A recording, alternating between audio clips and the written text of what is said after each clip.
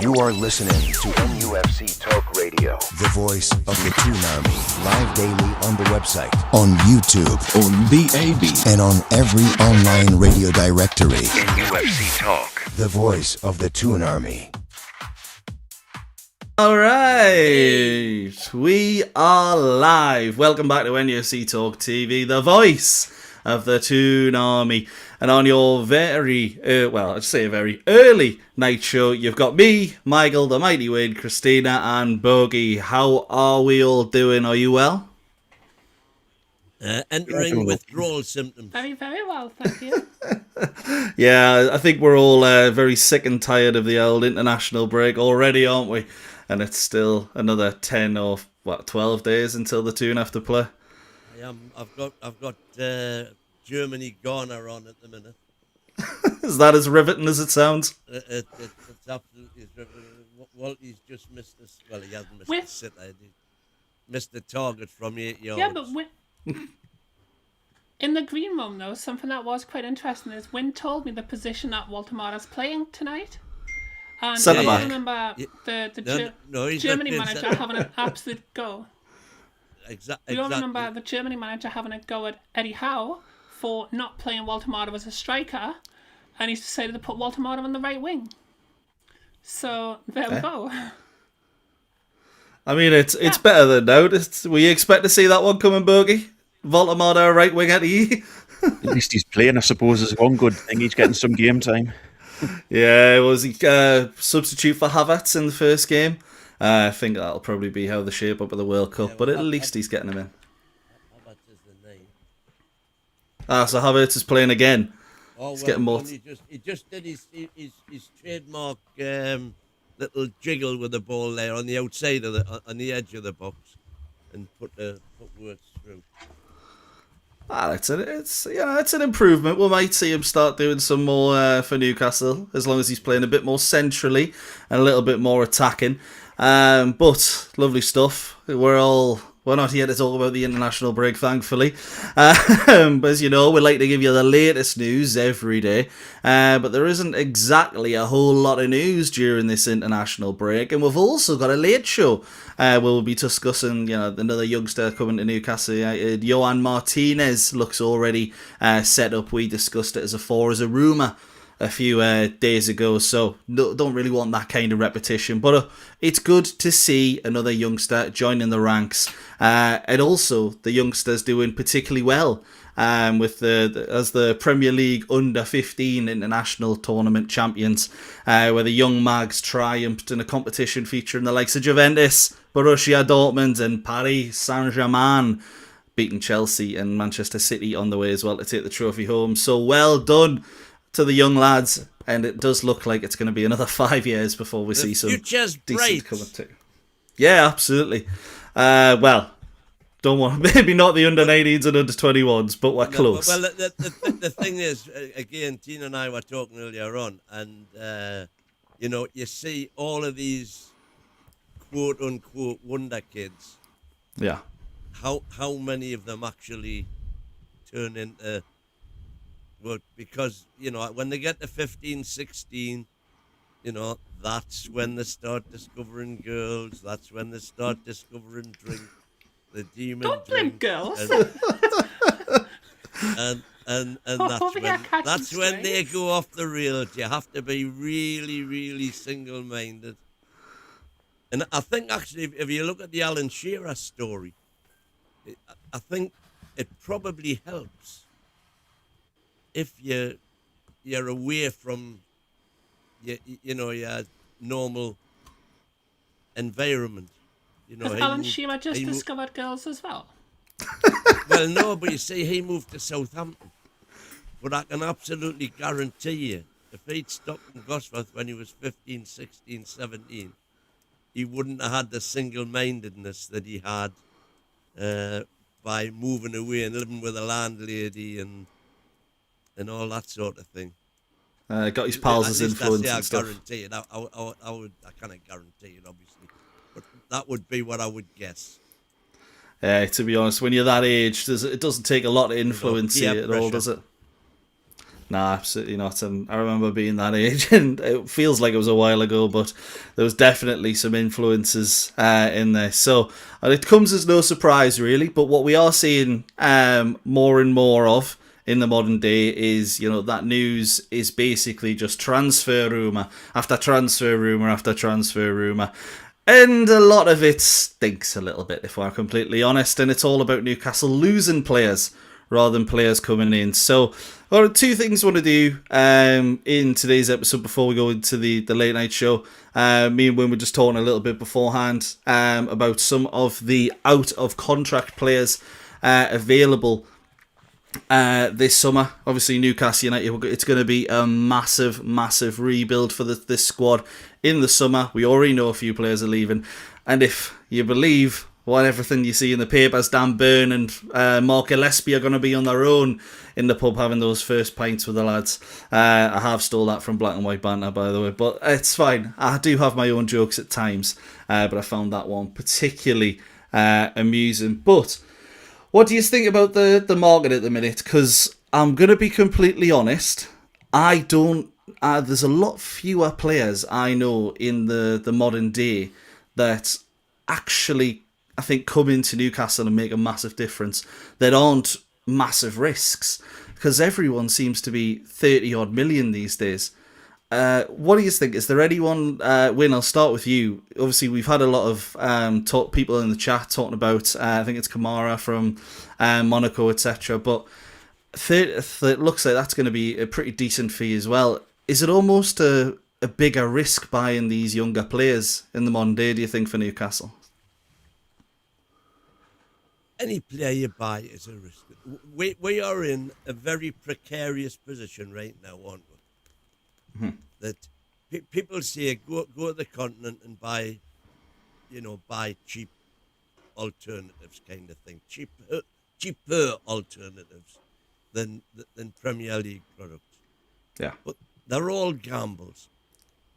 Now Newcastle have been very fortunate, or very skillful, take your pick, in that what we've bought since the takeover, by and large, every one of them's hit the ground running until this summer. And this summer,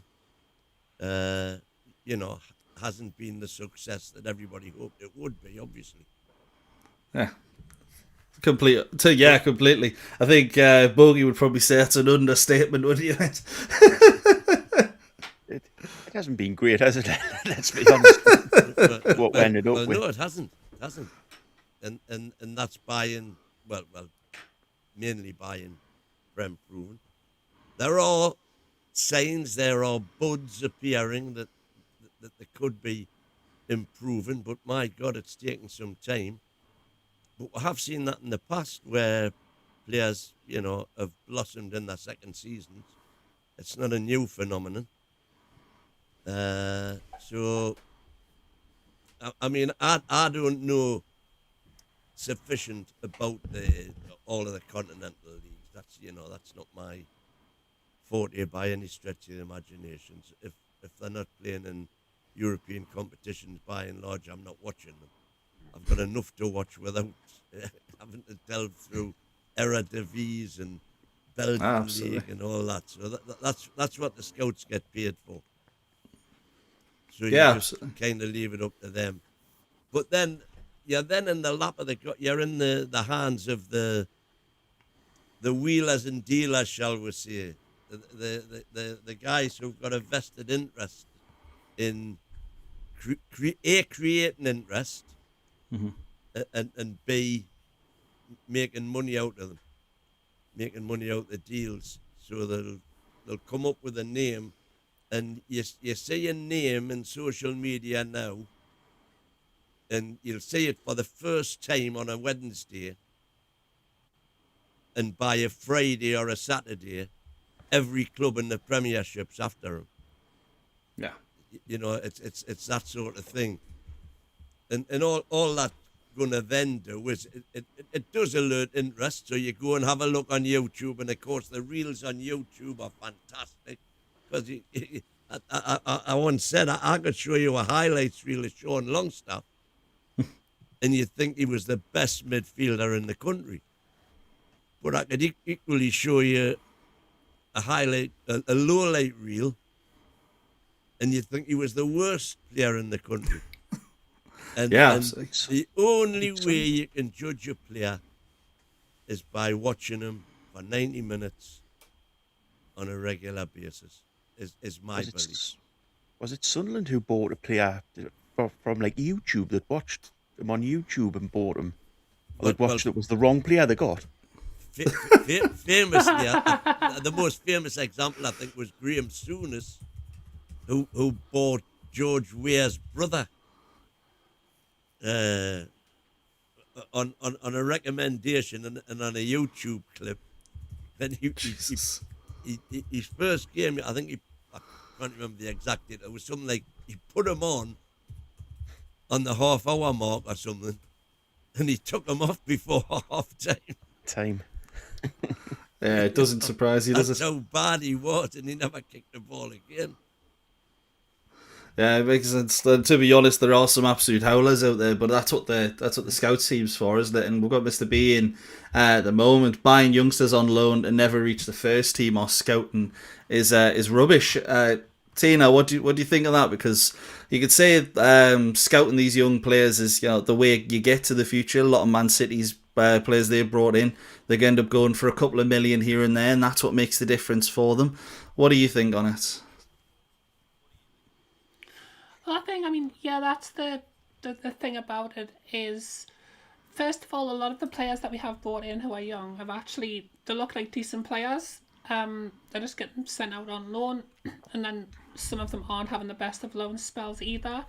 I think the advantage of bringing in players who are young and who come with a bit of a reputation is that there is if they don't work out, you can sell them on. There are lower teams in the Premier League who will take a chance on them because they'll still have somewhat of a reputation. And I think we all do this with people who have had a bad reputation, who we then think, oh no, we can change them, we can make them better. And I think it's the same with footballers. There's always going to be a manager out there who's going to see a young talent and think, okay, so he didn't work out there, but I bet you I can get the best out of him. And then you can sell them on and hopefully for a profit. But there are players like, for example, Kamara, who I would love to see us sign. I'm glad to hear that there is rumours about that. I'd also like to see us kind of return to where we just pull people out of the hat. Like this Martinez, not a lot of people had heard of him. And we've got him signed up now on like an official agreement, or albeit in a couple of years' time. But I think if you look at like our best signings over the past few years, they've kind of came out of nowhere. Like it's just been like one day it's announced, next day we've got them. And then at the start of this season, we started like being rumoured to be with players, and the players who we were going for, we were kind of making almost public. And we didn't get any of the players who we were making public, like Sesko, Ekitike, all went to other teams. So yeah, exactly. I would like to see us just, keep it under wraps a little bit until we are ready to sign the players. Just quickly, Prosaic, thank you very much. Another gifted membership from Prosaic. And that has gone to Leon Oliver 4000. Welcome, Leon, and thank you again, Prosaic. Lovely stuff. Thank you very much. And there's some comments in there as well, and this little before, well, not before my time, but before I really remember a lot of these kind of things. And also Bobby buying Carl Court instead of Jason Ewell. One that I remember a little bit more, that was from Cuff. Foxy came in with, Dennis Wise did that with us for Nacho Gonzalez. I remember him coming in a bit more, and I remember being well, he didn't really play for us, did he? Absolutely terrible. And then Kenny saying we got two during that era from Dennis Wise. I'm not sure who they are personally. If you could, does anyone know? Not off the top of my head. I'd imagine Cisco's the one they're talking about. He got signed by Dennis Wise, and he was supposed to be going to be the next big thing, and then I literally do not think he played a single game. Yeah. Kenny he did play, but he wasn't any good. Yeah, we've had some. He was the straw that broke the camel's back with Keegan, wasn't it? Keegan walked. Yeah. That's how he got his constructive. I mean, he brought in some good players that season. I mean, I think that was the constructive what? That's how Keegan won his constructive dismissal case, wasn't it? Because they brought people in to do the job that he was meant to be doing, so made his job impossible. I mean, to be honest, it was pretty impossible if you're relying on the some of the players we had back then. I'm not sure the likes of... Sorry, go on, Tim. No, I was just going to say, to be fair, Jonas Gutierrez and I think was that the same season that we signed Jose Enrique as well. And they kind of worked out all right. Just players like Cisco and all that didn't quite work out as well.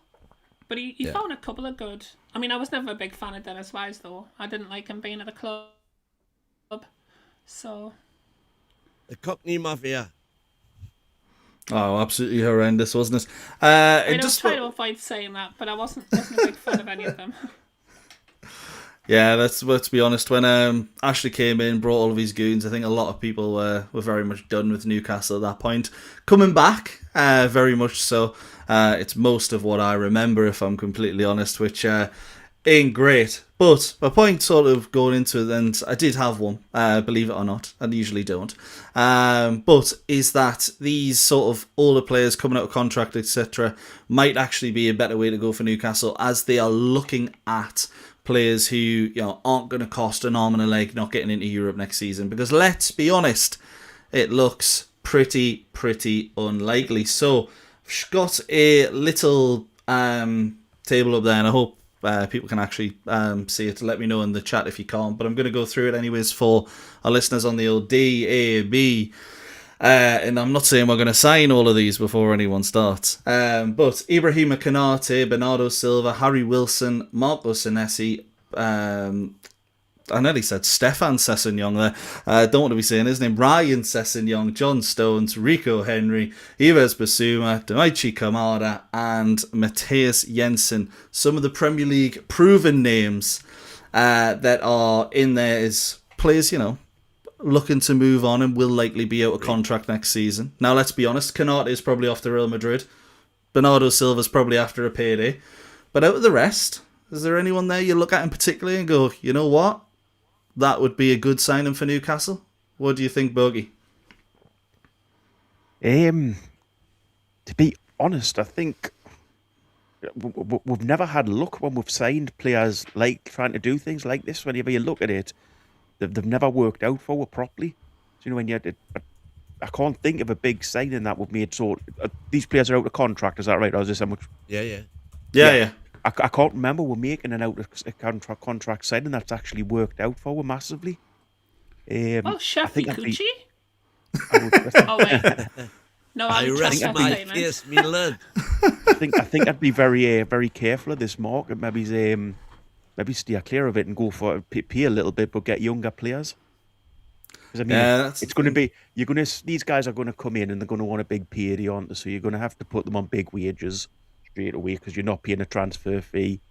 But you're then also going to have to offer them I'm guessing most of them will want a long-term contract. So you kind of double-edged sword in it. Bernardo Silva's case in point, he's 31. He's not going to get a long-term contract, but he'll be looking for a couple of years. But they'll be looking for a big payday win, won't they? So he'd want at least 3 or 4 years, you would think. I mean, I'd give Konate a big contract for a good 5-year deal. I'd probably do the same for Wilson. But yeah, no, I get your point though, Boaky. But if we could get Konate, I'd throw anything at him. I think he's a fantastic player. There's not a lot of those that blows your frock up, and that's transfer mark, by the way, putting them in the descending market valuation order. So the value in Konate at 30 million, which is ridiculous. So I don't know where they're getting their valuations from, but I'm guessing it's based on the length of contract. How much would you really pay for Silva at 31 years old? I'm guessing that it's the length of contract that they've got left that they're basing it on as well. Yeah. Well, these are all out of contract in June. Yeah, that's what I'm saying. So the values of them will look really small because obviously they're going out of contract. Yeah, just for those in there listening on radio, they got Konate in at 50 million, Silva at 27, Harry Wilson at 25, Senesi at 22, Sessegnon at 20, and then the rest somewhere in between that 15 to 12 million mark. Just gone through and actually checked some of the free transfers that we've had recently, because to be honest, when you said that, the only one I could think of was Lloyd Kelly. Between him and Lovenkrands, I was like, there can't have been that many. There's a show in chat. Foxy's mentioned Demba Ba. Yeah. We got him on a free contract. That's got to be the best we've done on a free. Absolutely. I mean, I loved Demba Ba. Yeah. He was absolutely fantastic, wasn't he? And just some of the other names that we got in there are a little bit more amusing. As Tina, you already mentioned Shefty Cucci. There's also Dan Gosling, Sol Campbell, and was us put in, have you missed James Garner out, Mickey mate? I don't think Garner's out of contract, is he?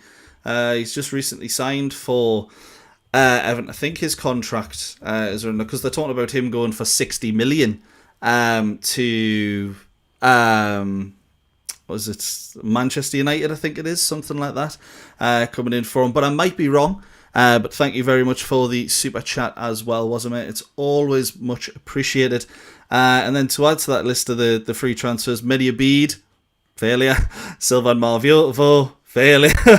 Romano Malfitano, you can see where I'm going. I've never heard that last name. Malfitano. But even going further back in time, the likes of Clivert came in on a free, didn't he? And yeah, he didn't exactly set the world on fire. He should have been fantastic, he though, hasn't shouldn't signed he? a new contract yet. We've not done well ever with free players coming in. It's someone's just putting Jeff Hendricks. I don't know if it's been mentioned already, but Jeff Hendricks there as well.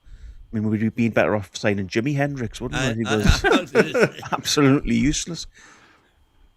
I thought Dan Gosling was okay. By the way, can you remember I think it was his debut, or it might have been his second game, when he scored that worldie against West Ham away. Yeah. Whoa, got a bit of a player here. And then that was it. Yeah, absolutely atrocious after that, wasn't he? And to be honest, he still got a lot of game time, more than I think any of us would liked to have seen. But then obviously you got your likes of Ki Sung-young, Andy Carroll, Ryan Fraser in there as well. So I completely agree. We've had a lot more misses than hits. But I think the idea might be to try and do what we did with Lloyd Kelly, and find a side stupid enough to pay 20 million for him 6 months later. I don't know who Juventus's director of football is, but let's hope he doesn't end up at Newcastle in the next 5 years. There's a bit of humour in chat which is right up my lane, which is Chris Davis has said Jimi Hendrix would play in midfield as he could pull the strings. I absolutely love that. That's my favourite comment of the night. That needed to be mentioned. Sorry for interrupting. Hey, it's all right, don't worry. To be honest, I think it's a very unique one, isn't it, as well? And Tony CC comparing it to Ashley era bargain basement signings is very unfair. I'm not sure it is, because it took less to be successful then.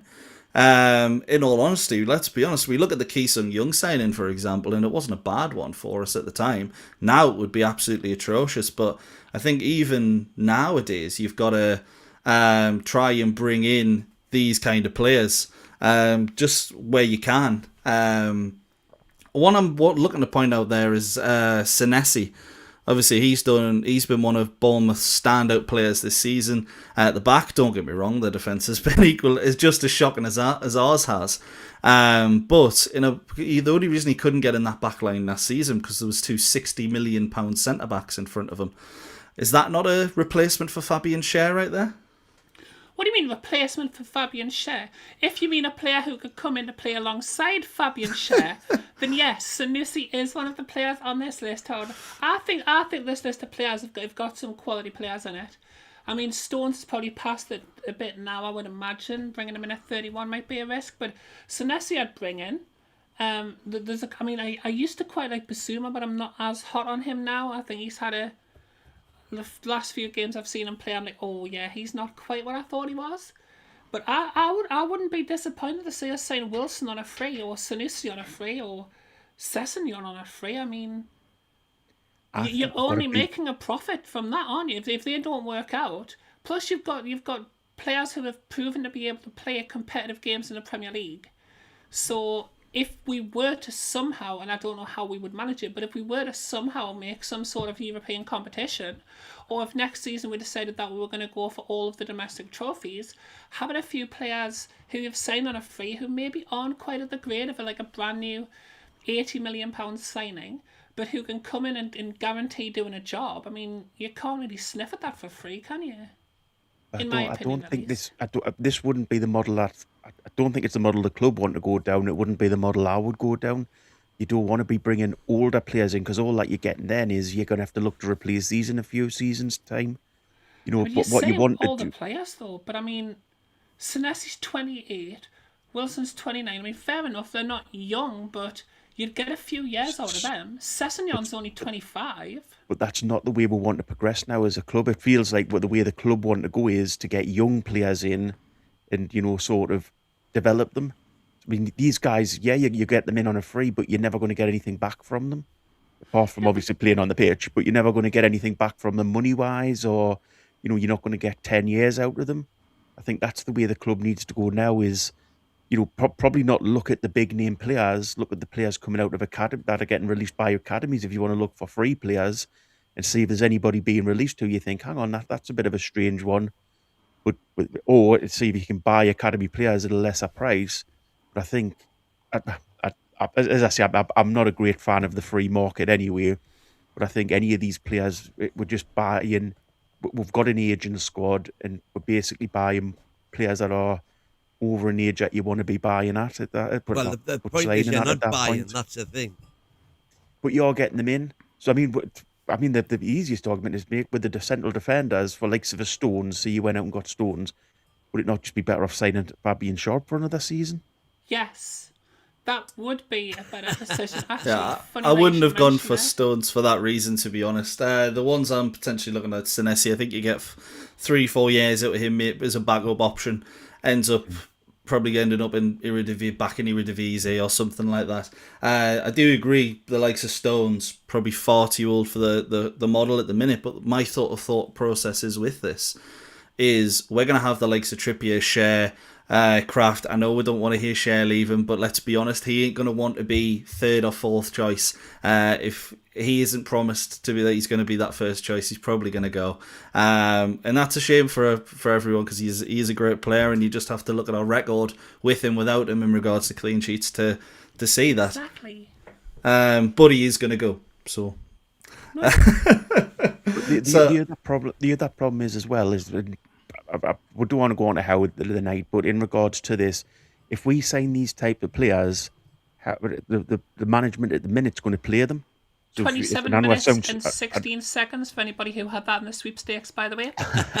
I know this sounds stupid, but we're not going to. But we're going to play these players. So if we go out and buy a player of this age who's Premier League proven, it's going to be that they're going to play. And that's probably going to be quite a few managers that would come in and do that. But what we need to do is start to be developing the younger players as a club. Well, going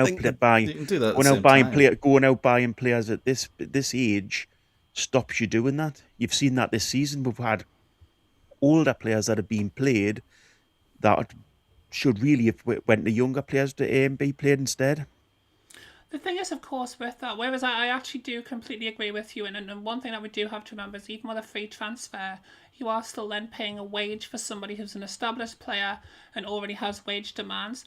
The only issue with buying young players is that a lot of them, their clubs have a large price tag attached to them because they know you're getting like 10 years out of them, or there'll be like a sell-on clause in their contract. So these days there does seem to be a lot of, unless you can catch them like before anybody else is aware of them, or if you can catch like a few diamonds in the rough, there is also like a bit of a financial risk on the bringing them in. But I mean, I would love to see us, if we can keep hold of the players that we've got now who are like experienced internationals and just bring in a bunch of like younger players, I would be delighted with that for the start of next season.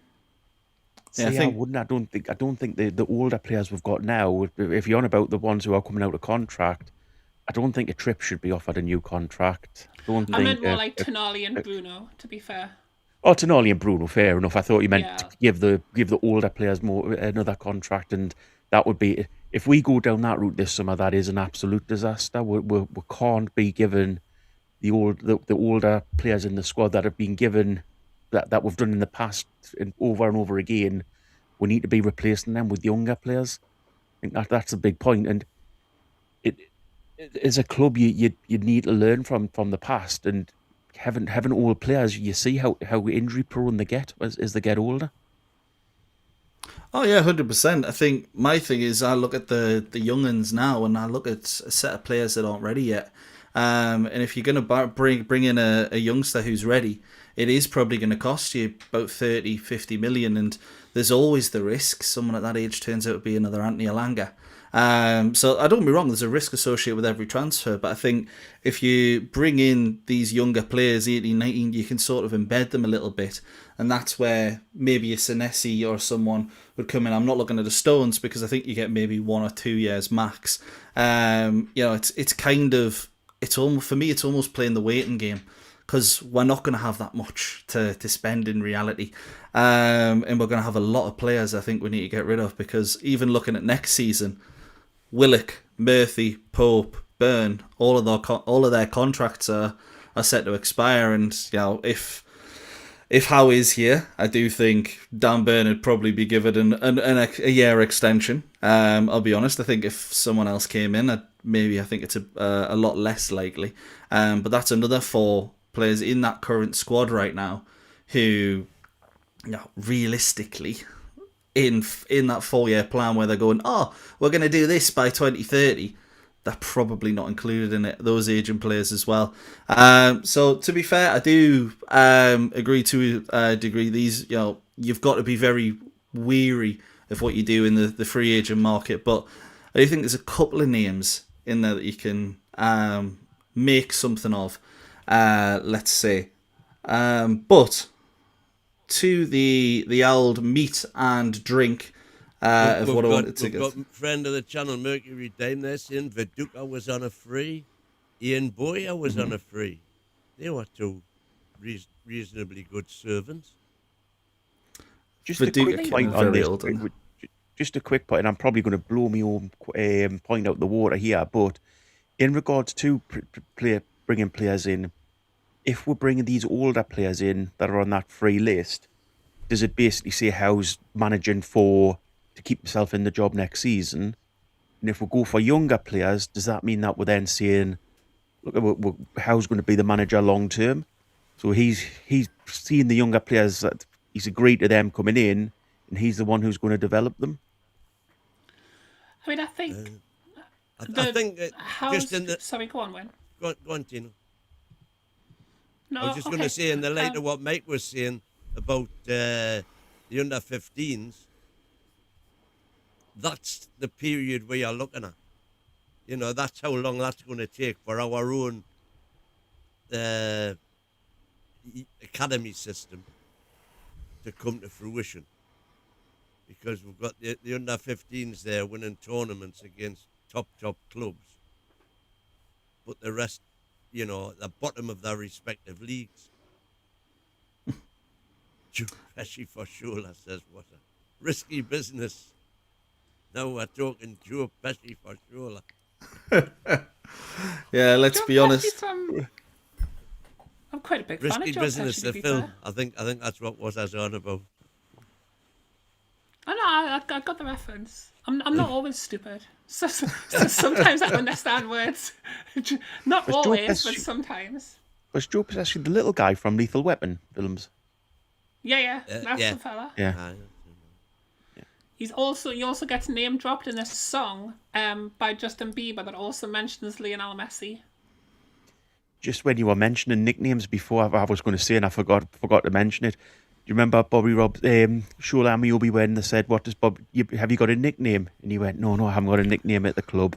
And they went, well, what does the boss call you? What does Bobby Robson call you? He went, call court most of the time. Oh, man.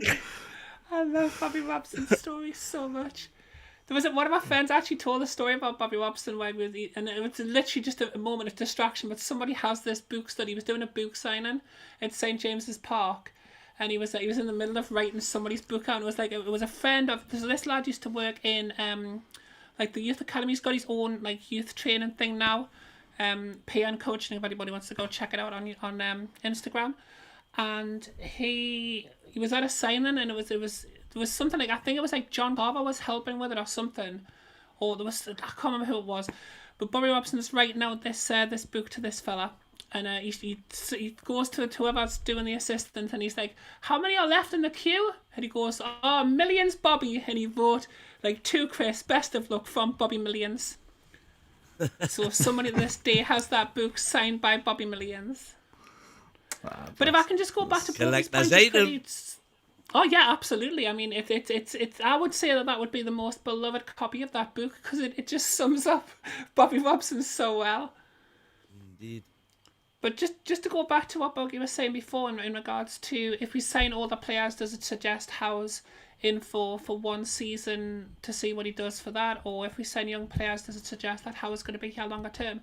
I think how long Eddie Howe is at this football club should be based completely on how well the players actually do, rather than what their age is. Like, if he brings in a bunch of players who he thinks he can develop into world stars, but next season we finish 17th in the Premier League, you know, you've got to think, okay, maybe we can find somebody better to deal with these. So, yeah. And then we've also got that conundrum that's going to come up in 2 years' time. If Eddie Howe does stay with us next season, I have no doubt whatsoever, if we are not playing European football, then he will get us into a European position.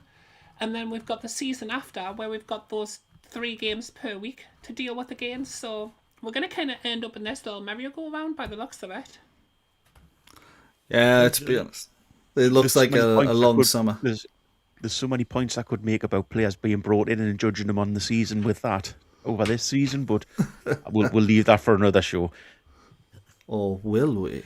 Somebody said, Trevor Stevens has asked me what player Eddie has developed into a world star.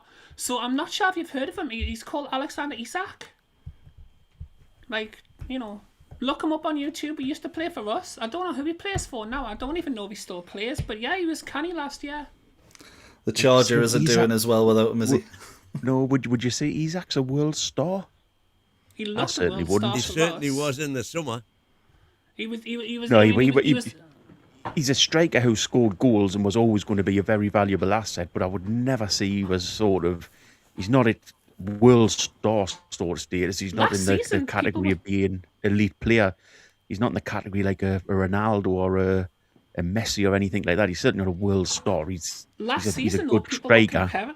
People were comparing him to being like the next Thierry Henry. I don't know if that's just because he wore the number 14 and he's got a bit of skill to him.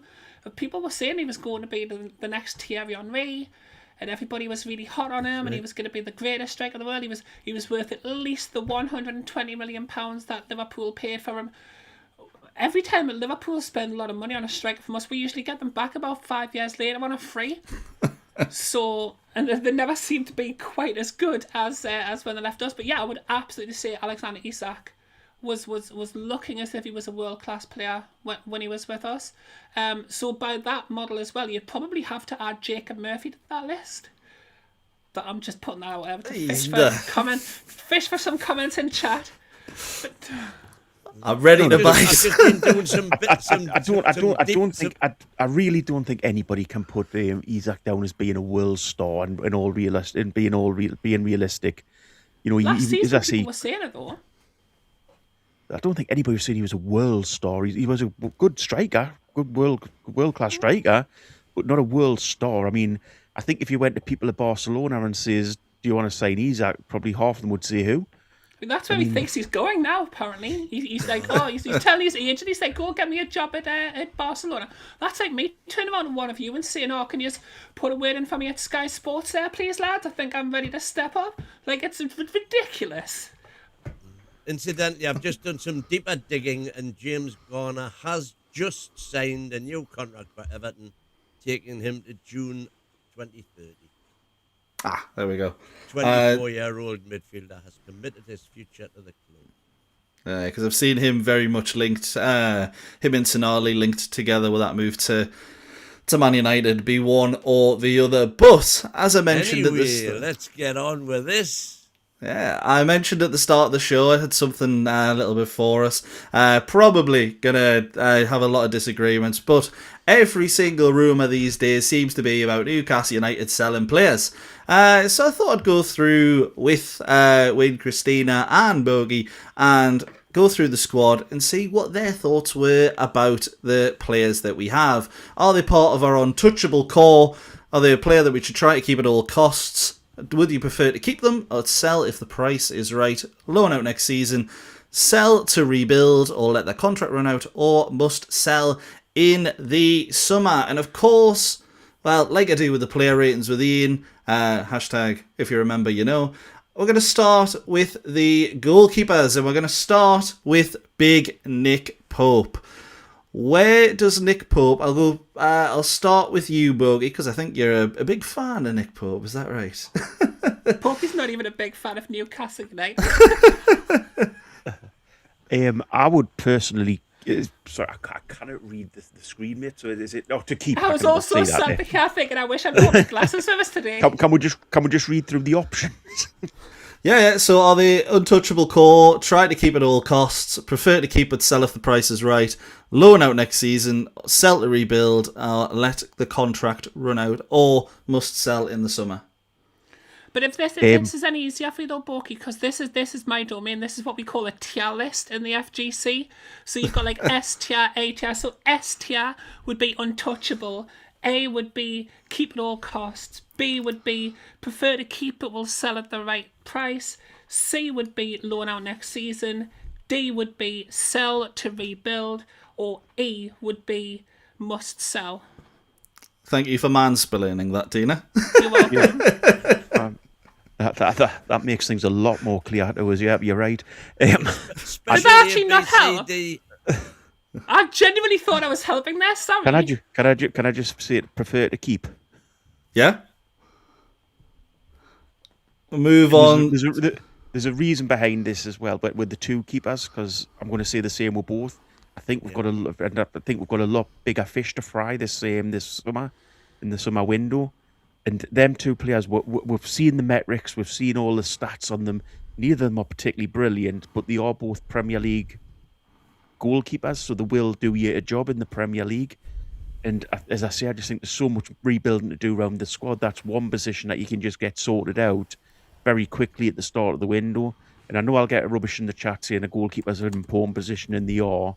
And maybe it's towards the end of the window, if you can, do look to get a new keeper in. But at first, I don't think a goalkeeper's priority, and we certainly shouldn't go through like we did last season with Trafford, trying to pursue a keeper all the window and missing out on other options in other positions.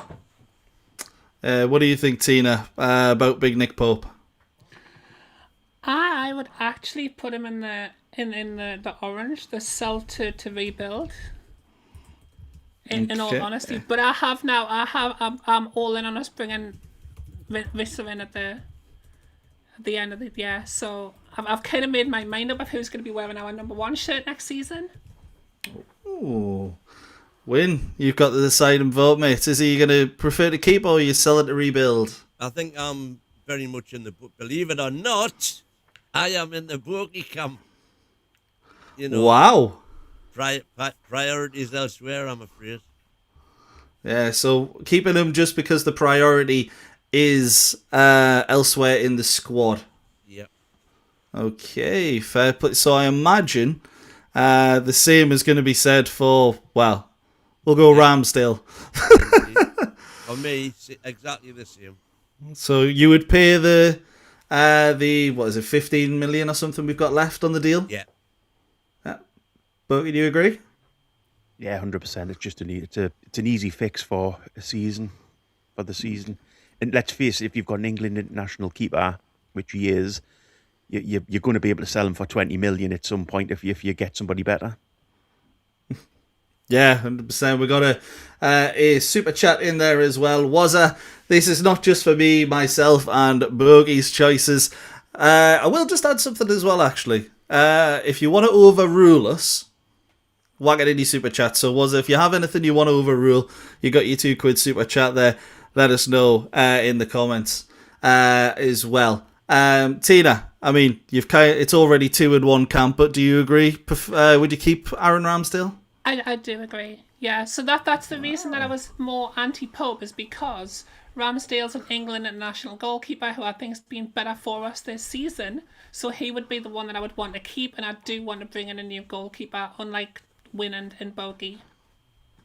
Okay, very interesting indeed. See, for me, I would have started off with both of them in the bottom two tiers. So this is very interesting indeed. And again, that's why I don't just do this on my bill. Michael, if you want to drop a super chat, we can let you have a say. I can hardly have two. I can hardly handle two screens. Never mind doing a super chat as well. But if we do get rid of Pope, does there have to be black smoke coming out of St James's Park somewhere until we get a new number one goalkeeper? Then it turns white. Oh, I get it. So maybe like at the Vatican. I think. Oh, because Pope again. There you go.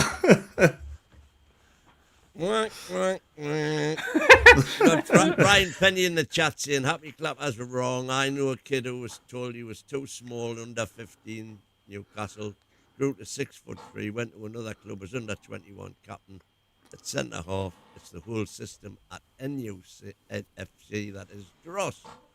Oh, name drop. What I'm saying, I think that they're starting to fix it at under 15. I don't know when that was, but presumably, whoever it was that you knew wasn't good enough to get in this side that's just beaten the likes of PSG, Dortmund and Man City and Chelsea. To be fair, we have dropped some clangers on youth players, though. I mean, we told Ivan Toney that he wasn't good enough to stay with us, so we moved him on pretty quickly. He turned out to be an all-right player, didn't he? And I'm sure he's not the only one who we've done that to. And for every Tony, there's an Elias Sorensen, isn't there? But the ice lolly. He was a under 21s kid who was supposed to be the next big thing, and then he ended up with the Faroe Islands or something like that. He was absolutely atrocious. But yeah, we have had some decent names in there, haven't we?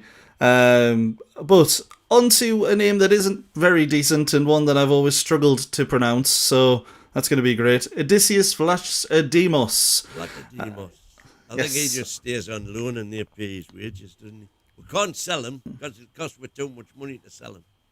Yeah. Boaky, you in agreement? 100%. You pay him for the. Although does it change slightly with this new financial fair play thing that's coming in? Wyn? Does it? Squad no, cost ratio. The wages still come off your, costs. No, but I'm saying if we're selling, does it still include? Because obviously it's all based on money you paid for them and rubbish like that, isn't it? So I mean, we're 2 years now. The problem is we paid 27 million, so we've got to wait for at least 40. We're only going to get 5 million for him, and he's still standing us 17 million on the books. So you're going to have to wait till like year 4 to get rid of him. Exactly, just keep him on loan. That sounds fun, doesn't it? That's going to be another boring name we got on the list year after year after year. Maybe you'll be the next Mark Gillespie. Tina, there's already 2 in loan out next season, but what do you think? Yeah, I mean, that looks like where he's going to land. The only thing I would say is that he's actually looked like a half-decent goalkeeper this season while he's been away on loan, so he might be one of those with a loan, but with a clause in that we can recall him if needs be. If we don't get another goalkeeper and if we keep Pope and Ramsdale and one of them happens to get injured, I'd probably prefer us to put Vlachodimos in rather than Mark Ruddy or whoever that Gillespie lad is who keeps showing up on the bench. I don't even know who he is. Like, that's not good. Hey, he's a Kyle legend, I love you. Is he? Oh, I apologise if you're watching. I'm sure you're great. Thank you for the years of loyalty. No, not even Kyle liked him. Look back at the singing on the stage when we won the trophy. Was he after the bus parade. He was the one that did the Joe Linton song. All right. Oh, I like him now. Yeah, no, we'll keep him. Lovely stuff. Just zooming there on the goalkeeper situation as well. Brian Penny, Ramsdale stays number 1 or number 2. Becca's in with Wyn and Boaky in agreement. Shut the front door. Steve says both goalkeepers are hopeless. Travoy says we need a goalkeeper. What are you all on about? To be honest, I do agree, to be honest. I said we needed a goalkeeper. That is fine. And then we've got some... we've moved on from the keepers in the chat. Not a worry. And there's Mark Gillespie in there, who I'm just going to want to let his contract run out, because let's be honest, not really going to be in there. But one in for Emil Kraft. Obviously, he's improved under Eddie Howe. Is it just going to be one of those, let the contract run out? Yep. Yep. 3 lovely stuff. Kieran Trippier, are we in the same vein? Let the contract run out? Or does anyone think we should keep him? No, I think his days are done he's on my Mount Rushmore of Newcastle players of all time. But sadly, he's lost the legs. Yeah, I'm inclined to agree. Boaky, Christina. And he wants to play. He's on record as saying he wants to continue playing. So let him go and see his days out at either a bottom half Prem club or a Championship club where he'll be a legend there. You know, he could do for he could do for a Championship club what like a Killer did for us, get them promoted with you know, instilling the right attitude and all the players around him and that. There's a show by great show model. Show model. Role model. Whatever happens for the rest of this season, though, however, hopefully the atmosphere doesn't get more toxic. St. James's Park. But the last game this lad plays at St. James's Park, make sure he gets a standing ovation, and he's the one going round front, because, I mean, he was the beginning of this project for us, really, as a player-wise, and he was the one that signed forward, you know, when we were as low as we could be. We were as low as a snake's belly. I think everybody was thinking that season we're down. He's the one that took the chance somewhere. Yeah. And never forget what a great player he was, but he has aged, unfortunately, and it is time to let him go. No, perfectly said. Yeah, he's the one that took the chance, and yeah, he'll never be in the bad books, no matter how many bad games he plays for us, in my opinion. Lucky Singh's in there with time. Newcastle United let Kieran Trippier go. Just think the legs are gone. Tina, final sign off. Tripp's in there. Yeah, I mean, I would like to see us maybe try to offer him some kind of coaching role, maybe as like the youth coach, which Brian mentioned in chat, which I've piggybacked off because I think that's a fantastic shout. But yeah, I don't think we should be like keeping him at all costs or anything like that, unfortunately. I would be all for keeping him as a coach, but he said he wants to play. Even though you'd probably be on Mount Everest as well, to be fair. The lad probably deserves one last big paycheck as well, doesn't he? Let him go to, you know, abroad or somewhere and get that last. Get a 2-year contract somewhere on good money. Yeah, let him get that last big pay amount in. Yeah, absolutely. He's got a good chance of that. There's still something in him, but just maybe not enough for Newcastle United at the minute, unfortunately. And one that I think will divide opinion. Tino Livramento. Now, I'm going to move away from must sell in the summer because I think he'll be a bit further up the top for some reason. Where are we putting Tino Livramento, Tina? I think I'm going to go slightly lower than the other two are going to go. I would personally put him in prefer to keep but sell if the price is right. Okay. Because if his head's been turned, I wouldn't try to be desperate about keeping him. But obviously, if I could, I would much prefer us to have him playing for us next season than not. Yeah, absolutely. And to be fair, Geordie Dan's in there. Sell, RSL, he's gone. Brian Penny, Tino, sell to the highest bidder. Boaky, what are your thoughts? Tino, I don't think there's a really discussion around this one. He's gone. He's the Man City are going to come in with a bid for him that, and as we've said earlier, and this Wynn's made a really good point that we don't want another Isaac situation. So unless he comes, for me, you would try to keep at all cost. But by the look at it, his head's already been turned and he's out here. You would just want the deal done quickly so we can get 2 new right backs in at the start of the season. Yeah, absolutely. And Waz is in there. saying Trips is I'm not going to say the term, but a fans, coach, and president. Thank you very much, buddy. I think you're allowed to say that. Like, only fans, coach, and president. Don't know if Ofcom would be a big fan of it. Yeah. If you're not allowed to say it, it's a bit late now, though. But so yeah, have we passed watershed? And then Galileo in there as well. Thank you very much for the super chat, buddy. How is either good on transfer or awful with transfers? To be honest, you're absolutely right. It doesn't seem to be much in between, and there's a few in here that have been great, and there's a few in here that have been poor. But Tino's one of the better ones. Boaky, you were putting him in prefer to keep, but you're probably going to set. Well, you would. He's pretty much going to go, isn't he? Was that right? I think he's going to go, but I would try to keep him. The point is this, obviously, what you want to do with the players. I would try to keep him. This isn't he good. I'm agreeing with Boaky all the time because I would definitely have tried to keep. If he wants to go, he goes. Do you think that's been Michael's mission since the last show of what can I do to make everybody just agree? To get Boaky and the Mighty Wyn to agree. Yeah, I'm like the team marriage counsellor. Lovely stuff. What Wyn's realised is whatever I say proves to be right. So he just goes along with us now. It's quite nice. 56 minutes exactly for anybody who had that one in the you believe that if you wish. But I would definitely try to keep it. Yeah, me too. Okay, so Tino currently in there with Pope and Ramsdale and prefer to keep, but sell if the price is right. Now on to the... No, he's one up. He's gone up for both of you. I would definitely have him in the next one, yeah. Yeah, that one, yeah. Oh, lovely stuff. That's kind of where I expected him to land. I did think they would both say that. Fair play, fair play. And on to the forgotten man, one Harrison Ashby. What do we think about... I did forget about him. Wyn, start on Harrison. Is he one that has to go? Or? When's his contract up? It's not... Contract's up in this summer, isn't it? I think he's gone anyway. I think so. Let me double check. Oh, he's not on the list, that's why. He's that good, he's not even on the list. Well... I mean, that's not a great sign, is it, really? If we're going to be honest. Well, I think we're all in agreement. He shouldn't really be here next season. Yeah. Is that correct? No.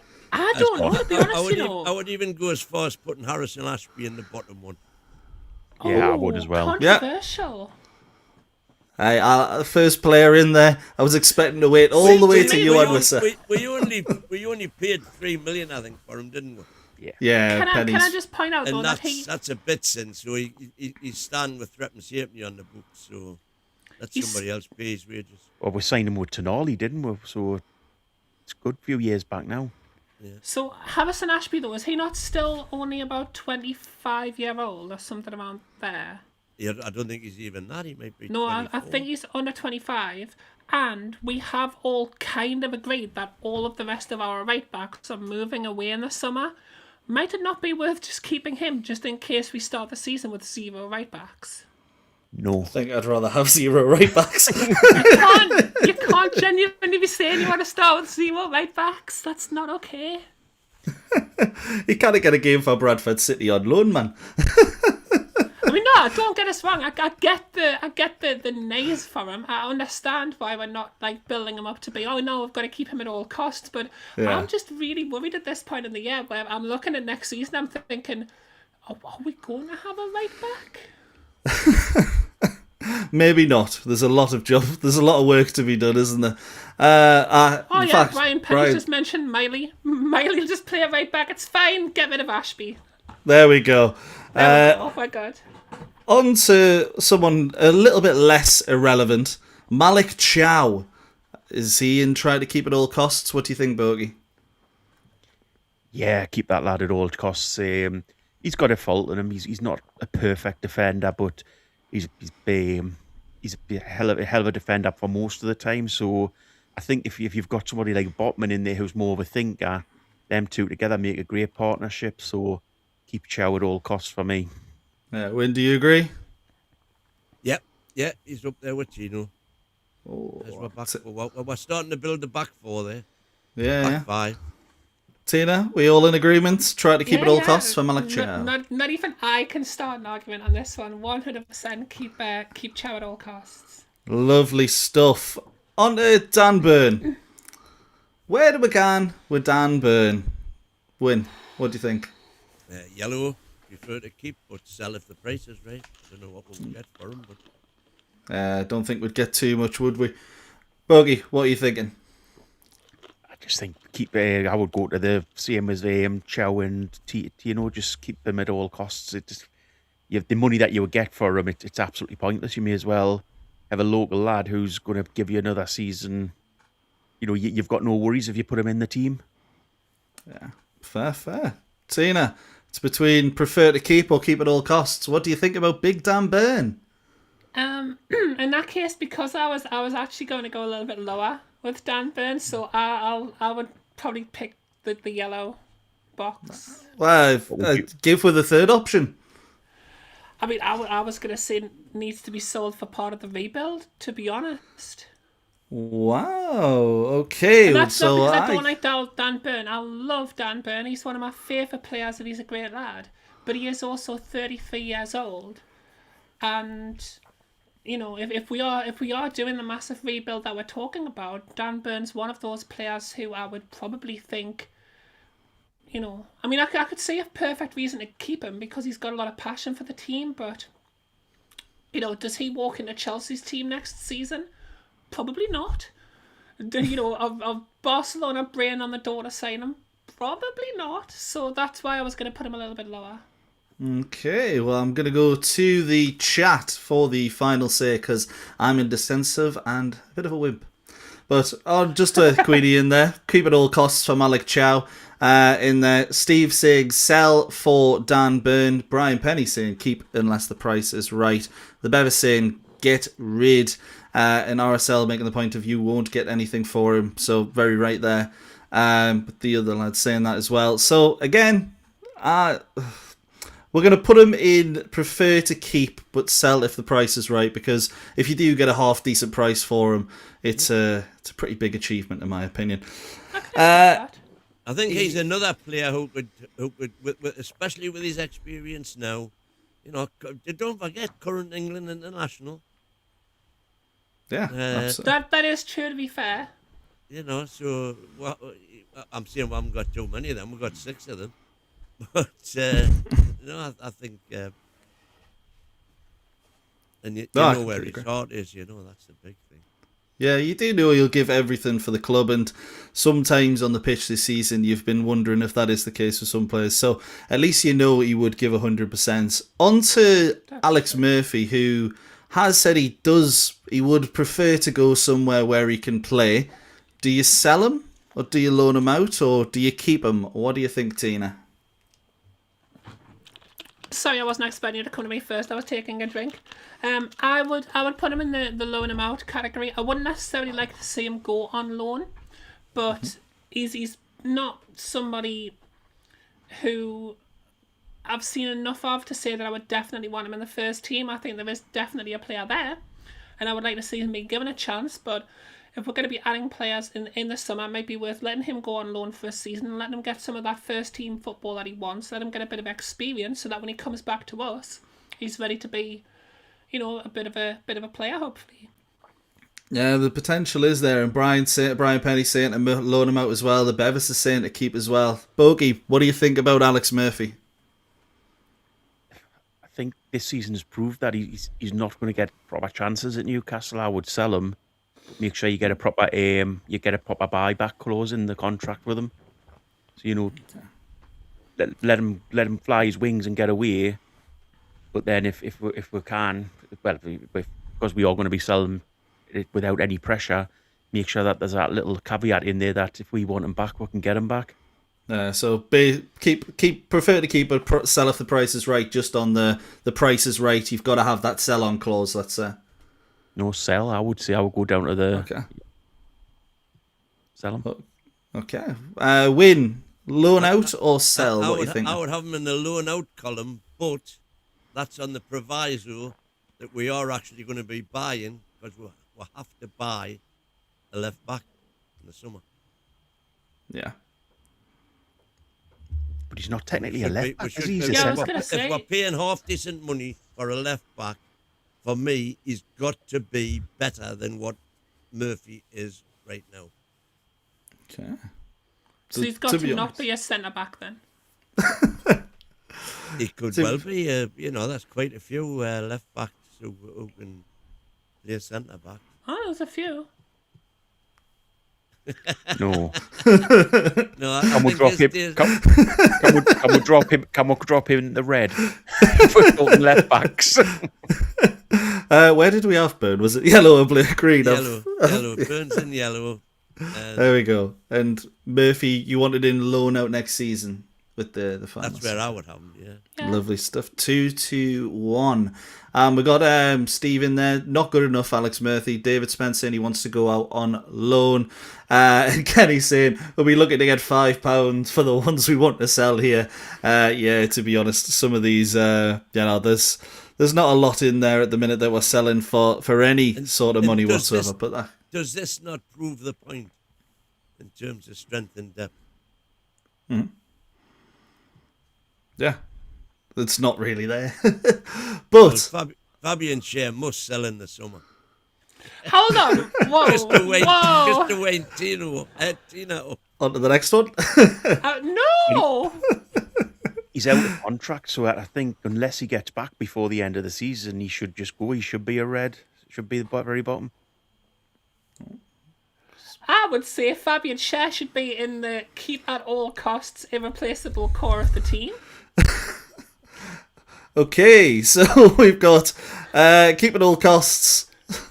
You can't put him in sell because they've only said that to wind us up, Michael. You know for a fact they've only said that to wind me up. So let's be realistic with him. Of prefer to keep, Shally. I would prefer... definitely not. He's knackered. If he doesn't get back by the, he's been knackered. How old is he now, Shaw? 32 to 33, probably. He wants a 2-year contract, so that takes him to 35. Yeah. It's an absolute waste of money keeping him. We should be looking for somebody younger. We're going to keep Dan Burn. Right, but if you bring younger players in, you're going to need somebody with some international experience who can show these young lads like the ropes. And plus, like I know you're going to say, oh, but we're keeping Dan Burn. But the players that you're wanting to bring in are players from outside of England. So you need a player who's came from outside of England to show them how to adapt to the Premier League. Tina's playing the multilingual card. You need coaches to teach players how to play, not other players at times. You know, we've got 2 good centre backs that can teach them how to play in Botman and Shaw. If you don't pay a player the amount of money that Shaw's on to stay here and coach, it's a no-brainer. It's a no-brainer. He's been out for too long. He's an older player. He needs to go. Now, that's horrible because I love Shaw to bits. I think he's been one of the great players forward.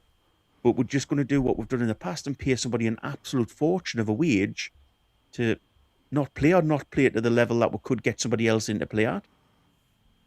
Always that potential. And was it just coming there with an idea for the old fullback situations, bringing in players who can play both sides? Jed Spence is one that he's looked at. And if Spurs do go down, De Zerbi might not keep them up. He'll be going for a little bit cheaper than what you'd maybe normally get him. Hang on. The answer for Is that breaking news that I haven't heard? He's set to join. Not confirmed yet. Oh, right. It looks pretty much set in stone, but we'll see. On to... But Jed Spence, absolutely, yeah, great player. Yeah, absolutely. On to Sven Botman, one that always divides opinion. But would we prefer to keep or sell to rebuild? Where are we currently sitting, Boaky? Keep at all costs for me. Oh. Wyn?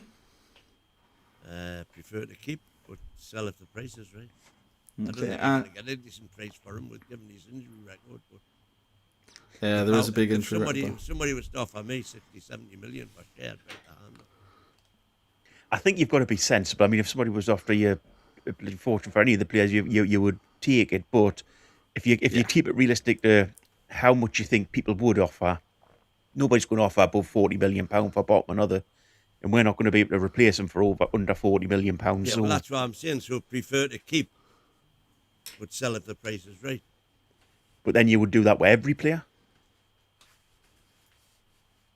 No. Right, I get it. My list is flawed. No, I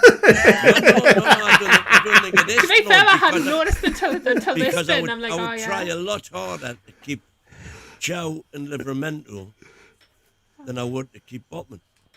Fair. He's genuinely saying. But you've got to be real. I think when we're doing this, you've got to be realistic and see what price people would come in and pay for these players. So, there's no chance someone's going to come in and offer 60, 70 million for Botman with the injuries he's had. As I say, I think the maximum you're looking at is probably 40. And in that case, you keep it at all costs because there's no point in selling. You're never going to get anybody better for that sort of money. Yeah, so Christina, where are you putting him? Final say, is he in keep at all costs? Or I'm just selling everybody now that we'll get him in a shirt. No, I'm joking. I'd put him right where he is on the pitch beside Malik Chow on keep at all costs. Okie dokie, and on to Lewis Hall, probably quite a quick one. Is he straight up the top? All three an untouchable call. The first player at the very, very top, the super talented Lewis Hall. Absolutely fantastic player. And joining him is probably his left-sided compatriot, Matt Targett. Yeah? No? Where we're putting Matty T. Matt Targett's gone anyway, hasn't he? He hasn't got his contract runs out again. Yeah. Let's follow him here. Put him on loan again. But no, I mean, I would sell him. Well, we're not going to sell him. Let his contract run out. He's gone. Contract runs out. Red. Yeah. He's red. Yeah. He didn't want to come back to us when we needed a left back. So what's the point of bringing him back at all? Bruno straight to the top. Straight at the top. Bruno's all three of them. On the core, yeah. Lovely stuff. Lewis Miley. What are we thinking? Is he to the top. Another one straight to the top? Straight to the top. All three? Yeah, straight at the top. I mean, he's a local lad. We've seen where we've made mistakes before selling local lads. Oh, 3 out of 4. I should have weighted this a bit better. On to Joe Willock, who I imagine isn't going to be right at the very top in the untouchable call. Where is Joe Willock for the rest of you? Is he all the way down and must sell in the summer, or is he up and prefer to keep? He's kind of in the orange, isn't he? Because his contract's up as well, isn't it? So. No, he's not. Is this next year? I would say must sell in this. I would say he's a must sell just to get some money in. Rebuild. Yeah. Okay. Sell to rebuild. All three? I'll agree with it. I do like Joe Willock, but I don't think he's quite being as good as I was hoping he was going to be. He's still got the occasional flash of brilliance in him, but the last couple of games. And then he's got the Mackhams. Yeah, that Sunderland game's really soured me to Joe Willock. An interesting one in there from Brian Penny, by the way. Bruno sell, Linton sell, Tonali sell. That is a lot in there. And before that, there was the one I agree with Target sell. Epic NUFC saying that Hall was untouchable unless 120 million came in. Brian also saying Willock sell. Travoy, Willock is a must sell. And Epic NUFC also saying that Ramsey is the Willock replacement. To be honest. Fair shout. Could be indeed. It depends on how well he does, really. As if he does really well, he could be up there with a Linton replacement in that 3 if he's there. And then Bevis, the Achilles injury ruined him. And we mentioned Ramsey. Where is Jacob Ramsey for the rest of these? Because he's just joined. He's starting to come good. For me, he's trying to keep it all costs because I think he's a great player. But where he is putting him, Boaky? This is a difficult one because I think we overpaid for him, so I don't think we'll get the money back for him. Prefer to keep but sell if the price is right. Okay, Wyn, are you in agreement? This is getting boring, yeah, yellow for me. Who knew you two would be in such agreement? Tina, is it 3? I would have originally said try to keep it all costs, but I'm willing to be outvoted and have him in the yellow. I would have had the same, so it would have been 2-2. Ramsey that makes it stays. interesting, though. Yeah, at least we all prefer to keep him, and it shows how good of a player he can be. On to J7, because he's one that, has been with us a long time, coming up to 30. Tina, where's J7 for you? I would say keep at all costs. I'm a big fan of Joe Linton, and I think everybody else is. I think he's going to end up in a yellow, but I would give a fair shout for him to stay there because look, if you're going out on a football pitch and it's going to kick off, you'd prefer Joe Linton to be on your team than on the other team, because I mean, look at him, he's a unit, isn't he? He'd have his arms around your neck if he's on the other team. Is the reason. Exactly. Boaky, what do you think? I would sell him to help rebuild the squad. If we're going off not wanting to sell, we're going to have to sell some big players. Yeah. And he's a player that's getting to an age, but you would get money for. So I would say that if it's my choice, if it was between losing a Joe Linton, a Tonali, or a Bruno, then it's J7 for me, and we need some money in to rebuild this squad. For me, it's sell to rebuild the squad. And that's no offence to Joe Linton; he's been a good player for the club, but this is probably the last one where we can get big money for him. Boaky putting that in so that he doesn't get chinned by Joe Linton on the way home. If he's up in Blythe, I'll be concerned. Wyn, what are you thinking? I've got him yellow. Yeah, prefer to keep, but sell if the price is right. Ooh, so like it leaves it down to and I mean, what would I be looking for J7? I'd probably be wanting. If I could get 50 million for him, I'd probably take it. I was going to say 40-50 million. Okay. I don't know 40, but I would definitely. I don't think you're going to replace him for 40, but you could definitely replace him for 50. To be honest, I'm going to pop him in there because we've got multiple players that we could sell, but I do agree that if there's players you can bring in or you can lose to the squad that doesn't cost us so much on the pitch, and yes, I know he's a good player, but you could still get money in to rebuild. J7 is maybe one of those that would come in there, and the Bevis is saying he would cost huge money to replace, which, to be honest, I am inclined to agree with as well. Again, UFC saying we would get 45 million from Saudi. That would be an interesting one. It's about time Saudi tried to buy some Newcastle United players since Maxi. And the Bevis saying J7 is essential. So a lot of mixed opinions on J7. Sandro Tonali. Player, isn't he? Yeah, absolutely. He's always mixed opinion. If you ask anyone who's a fan of a different club, he's the worst player in the world. If you ask a Newcastle fan, he is really, really good at what he does. But the one that's divided a lot of opinion over the last few weeks, Sandro Tonali, looks like he will be looking to move. Where are we putting him in the order of this? So is he someone that we should try and keep at all costs, or would we prefer to keep, or do we accept that maybe he's the one we have to sell to rebuild? What are we thinking, Wyn? I think we're definitely trying to keep at all costs, as long as it doesn't develop into an Isaac situation. I think if we make that the overriding proviso, that the one thing we cannot allow to happen is another Isaac situation, then you do try to keep them at all costs. Okay, Boaky, in agreement? No, I would have him the next level up. I would say he's the same as a Bruno, the same as a Hall. I would have him up the very top, saying that we've got to try to keep him at all costs. Sorry, we've got he's an irreplaceable player. We've got to keep him. Wow, 2 in the top talents. That tells you just how highly sought after and how good he can and is. But Tina, you've got that final say. Is he part of the untouchable core? Try to keep it all costs, or are you going to throw a spanner in the works? I would put him in untouchable core. I'm a massive fan of Sandro Tonali. To be honest, great player as the end. Just some of the comments in there. One from the Bevis. This is who you sell. The big money job done.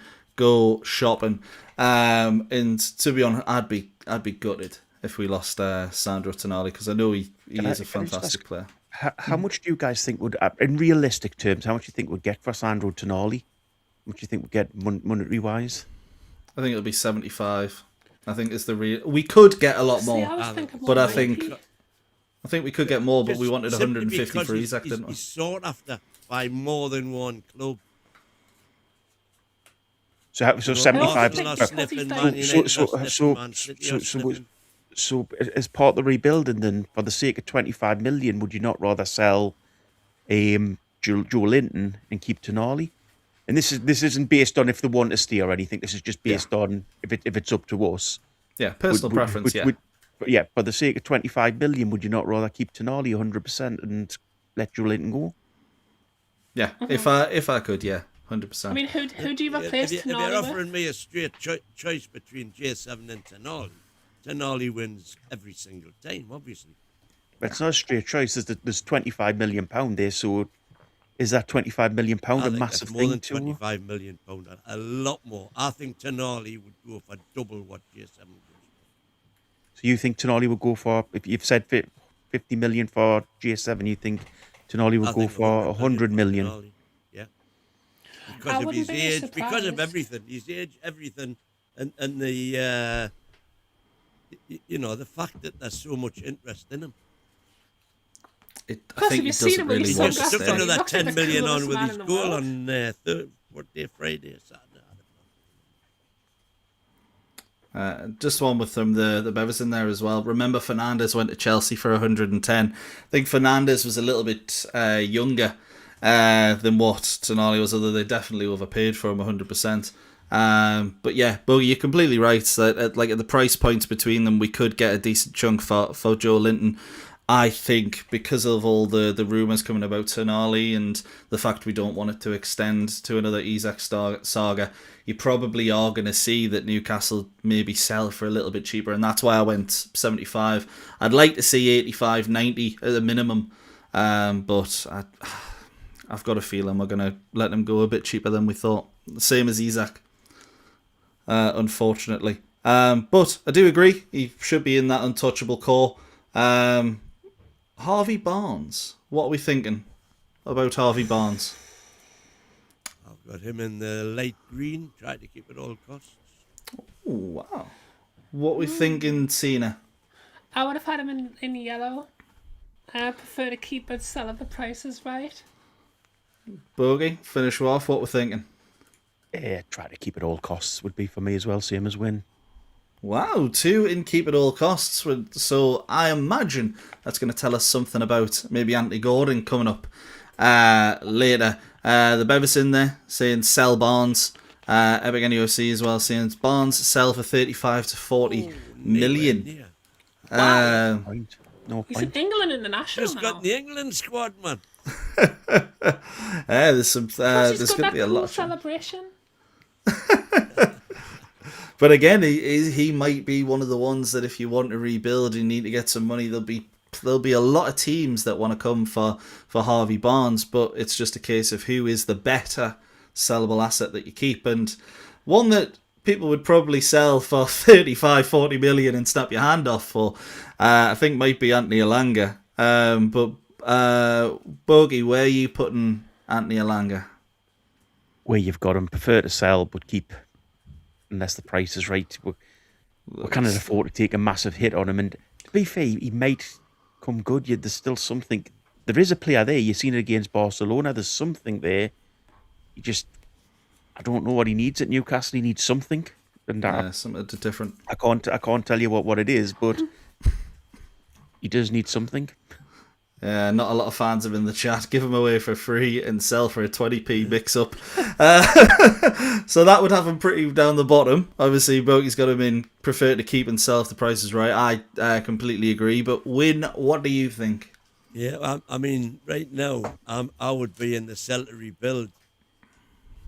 And even if that meant taking I think the biggest hit you're going to take is probably about 10 million. But, do you think we could get 40 plus for her? Well, what was it 50, 55? I'd be inclined to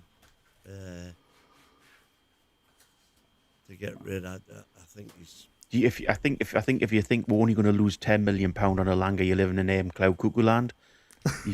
The maximum you're going to get from him now is about 25, 30 million, I would say. Well, I wouldn't take that hit. We've got some. Yeah, we've got some players in there that's coming up that might divide discussion a bit more on Alanga, so I do want to move on from Alanga. But Tina, you got the final say. Where does Anthony Alanga end up? Pop him in yellow. Keep him in the yellow? Okie dokie. On to Anthony Gordon. Where does Anthony Gordon go? Is he in that untouchable core, or is he a player that you think we could allow to go? Wyn, I'll start with you. Yellow for me. Prefer to keep, but if we can get, 80 mil or whatever for him. Okay. Bye-bye. Wow. Boaky, do you agree with that, Prince? I love him. Everybody knows I love him, but... Yeah. Light green for me, probably. Oh. And what are we thinking, Christina? I was going with yellow. I'd prefer to keep, but if the price was right, I would consider it. He's a player that I don't think we would miss. Would miss him more than a lot of people give him credit for, I'll tell you that. But he's a player we could replace more easily than some of the guys above him. Yeah, completely agree. Jacob Murphy, where is he? We'll prefer to keep him because we won't get too much for him, or does it sell for a rebuild job? So it's just next year, he's out of contract, isn't he? Sell for a rebuild job from my point of view. Well, you're not going to get anything for him though. He's out of contract. That's a problem. No, this is next year. He's out of contract. He's in contract this year. All right. In that case, definitely. Sell for a rebuild. Tina, do you agree? I mean, I would keep him until his contract ends. Oh. Like, I think he's a good character to have around the dressing room. Part of that, I was nearly said ownership team there. That'd be mental. Part of the leadership team now as well. Chat going in there saying very much so. Sell Murphy at all costs. A lot of people not a fan of big Jacob Murphy. William Asula, does he want to loan out or want to sell or want to keep? What are you thinking, Boaky? Yella probably again. Just if you can get a good price for him, sell him. If you can't, then keep him. He's not going to be a bad squad player to have around the team anytime, is he? Fair enough. Wyn, do you agree? Yep, totally agree. But if we get 30 million for him, bye-bye. Yeah. Fair play. Christina, what we're finishing with? Yeah, I would agree, but if we're going to start playing him as a right winger and only a right winger, I'd probably move him up into the light green. Because I think on that right wing, I think he's brilliant. But yeah, I'd accept him at yellow for now. Fair play indeed. And we've got some in there, keep Asula, and then one saying sell him at all cost. Johan Wisser, just to quickly go through, we've only got a minute and a half left, so I want you to be really quick. Wyn, Johan Wisser, where's he going? Well, sadly, it's keep at all costs because we're not going to get what we paid for him back. Fair play indeed. Boaky, do you agree? Yeah. And Tina? Wow. I mean, I would have sold Wisser, to be honest with you, but okay. Yeah, the rumours to Turkey seem to say that he's going to be off, but it's one of those, you're not getting anywhere near what you've already paid for him. So I can see the logic there, absolutely. And I'm finishing off with Nick Voltamada. Where does Nick Voltamada go? Is he in part of the untouchable core, or do you think you can sell him for a little bit more? What are we thinking, Christina? Top, like, I would say keep at all costs. Keep at all costs. Boaky? Untouchable core for me. I think he's a class player. I just don't think we're playing him right. Oh, and I would Wyn? accept that. I'd prefer to keep but sell if the price is right. We'll have to make profit. Yeah, that's true. I'm going to have him down as keep as all costs. I'm going to whack him in there to finish us off. And that is all for our tier list there. What we should do with players in the summer, you got your untouchable core there. Lewis Hall, Bruno Gomares, Lewis Miley and Sandro Tonali. And then the only must sell is Harrison Ashby. But there's some players in there that we have discussed as well. So that is all from us. I feel bad for him now. Can we not put him in loan? Nope. It's done. It's over. Ruthless. And it's time for the Late Night Show. No. Hello, everyone, and welcome one and all. Great show there from Michael and everybody else out there involved, Boaky, Christina, and Wyn. How are you, folks? All good? All good, buddy. Thank you very much. How about you? All good. All good. We're doing great. We got another hour and a half to go, ladies and gents. So don't go anywhere. Stay tuned. Smash that like button right now. NUFC Early Night News with Gary DeJordy Yum Yum, Andrew Boaky, Christina Cage. I don't know why that intro. What was going on here, man? What is going on? It's all jacked up. You leave Wyn in charge, and that's what happens. I've never touched anything. The whole system is destroyed. Anyway, hello, folks. Don't forget to smash that like button. Help the channel grow. We're going to dive into the latest stories of the day. Many of them to get to. And we got Jamie, of course. We got Ian in the house. Don't you go anywhere, folks. Don't you go anywhere. We got to start with the Here We Go. I don't know. Did you guys mention that earlier on? I'm assuming we're a live news channel.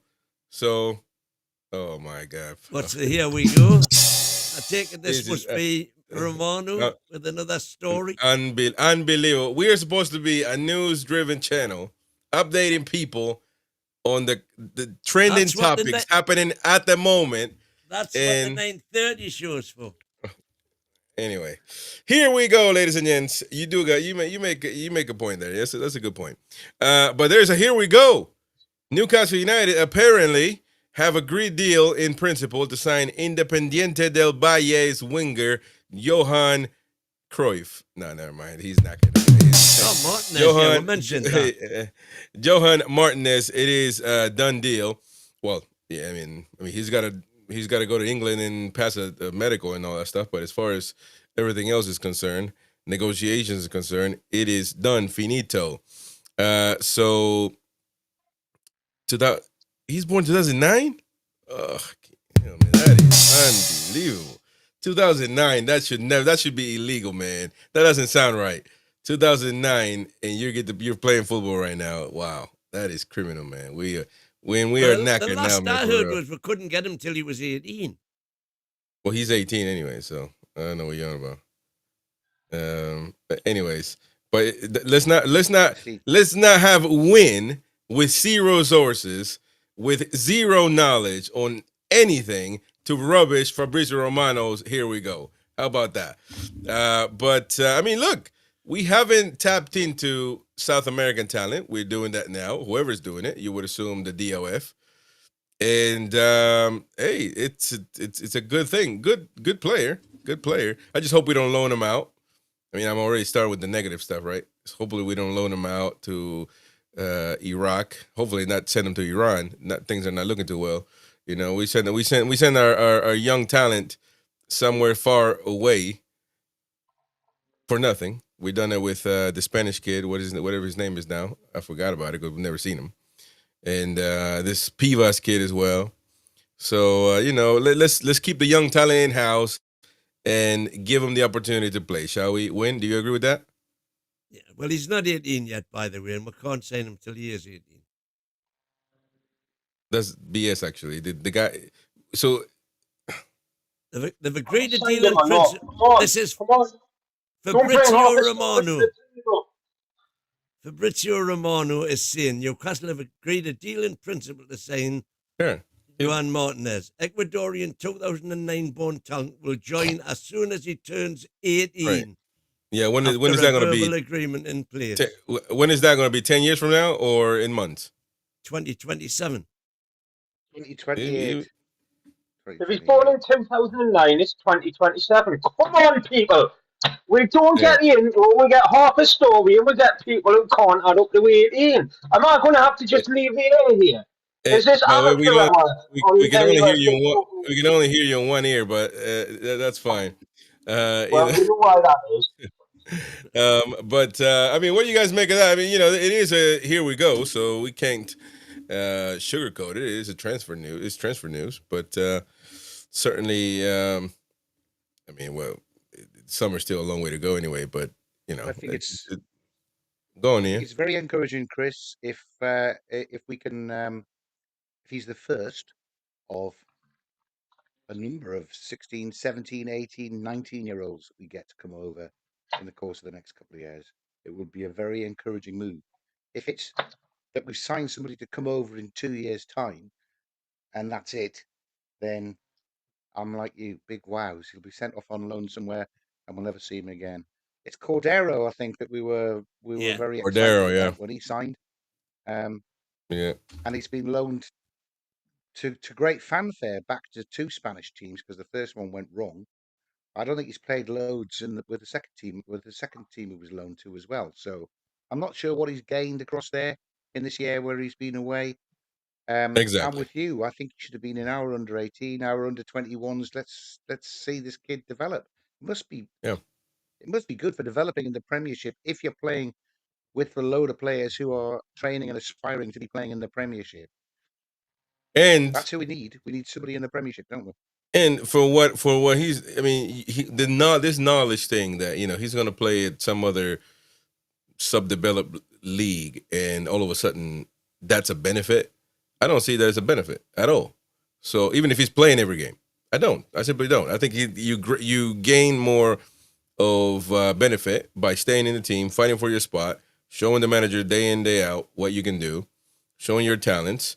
Maybe getting an odd game here and there by injuries and maybe opportunities or whatever. Getting in there, showcasing your talent. That's a lot better than going to Belgium to play. So but I understood he was staying where he is. What are you talking about? He's staying in South America. Yeah, but that's again. He's only 16. He's arguing again. When you're arguing a simple, like a pointless point. We're talking about in general Newcastle United with the young talent. You know what I mean? So he turns 18 and 28 and 28. He's going to come here and then do what? Go to Austria to play. So that's the issue. That's the main issue. Jimmy, go on and speak to my left ear. Did you say it was a verbal agreement? Yeah, verbal agreement. Everything's done as far as that's concerned. Tell him what we say about a verbal agreement. Not with the paper it's not written on. No, but they obviously, I mean, the verbal agreement comes from like today, maybe last week or something, but it's going to be signed within the next few days or hours. I mean, so come on. I think it probably will come through. And I take your point. It's good that they're investing in exciting youth talent, but I disagree that loans are the wrong thing. I think Yankuba Minte's loan was very successful. Got him a move to Brighton. I think Elliot Anderson's loan was successful. It's just getting the right loan, because there's a world of difference between playing first team football at a decent level, even if it's a couple of levels below, and playing, friendlies and under 21 games and maybe getting your confidence hit when you're not in the first team. And I think if you speak to anybody who's had a loan, I heard David Rea earlier this week on non-league day speaking in very fond terms about his loan at at Southport earlier in his career. And a lot of players who went on to do great things appreciate those sort of loans further down the pyramid or abroad. And you see Austrian League, Belgian League, some of these teams can create upsets in the Champions League and stuff and compete with bigger teams. So it's just getting the right club, a club that'll play them, that'll develop them, and that will be competitive. So yeah, I think get them in. Agree at first, put them in the under 18s, but then get them a loan to form the path to the first team, which the likes of Alex Murphy should be on next season. But Wyn, what's up, man? You disagree with us trying to give young talent time to play? What I'm saying is kids of 17 and 18, with very few exceptions, are not ready to play in the Premier League. You get the odd exception. They talk about the wonder kid for Liverpool who scored the winner, and they're talking about Dawson now at Arsenal. But they are few and far between.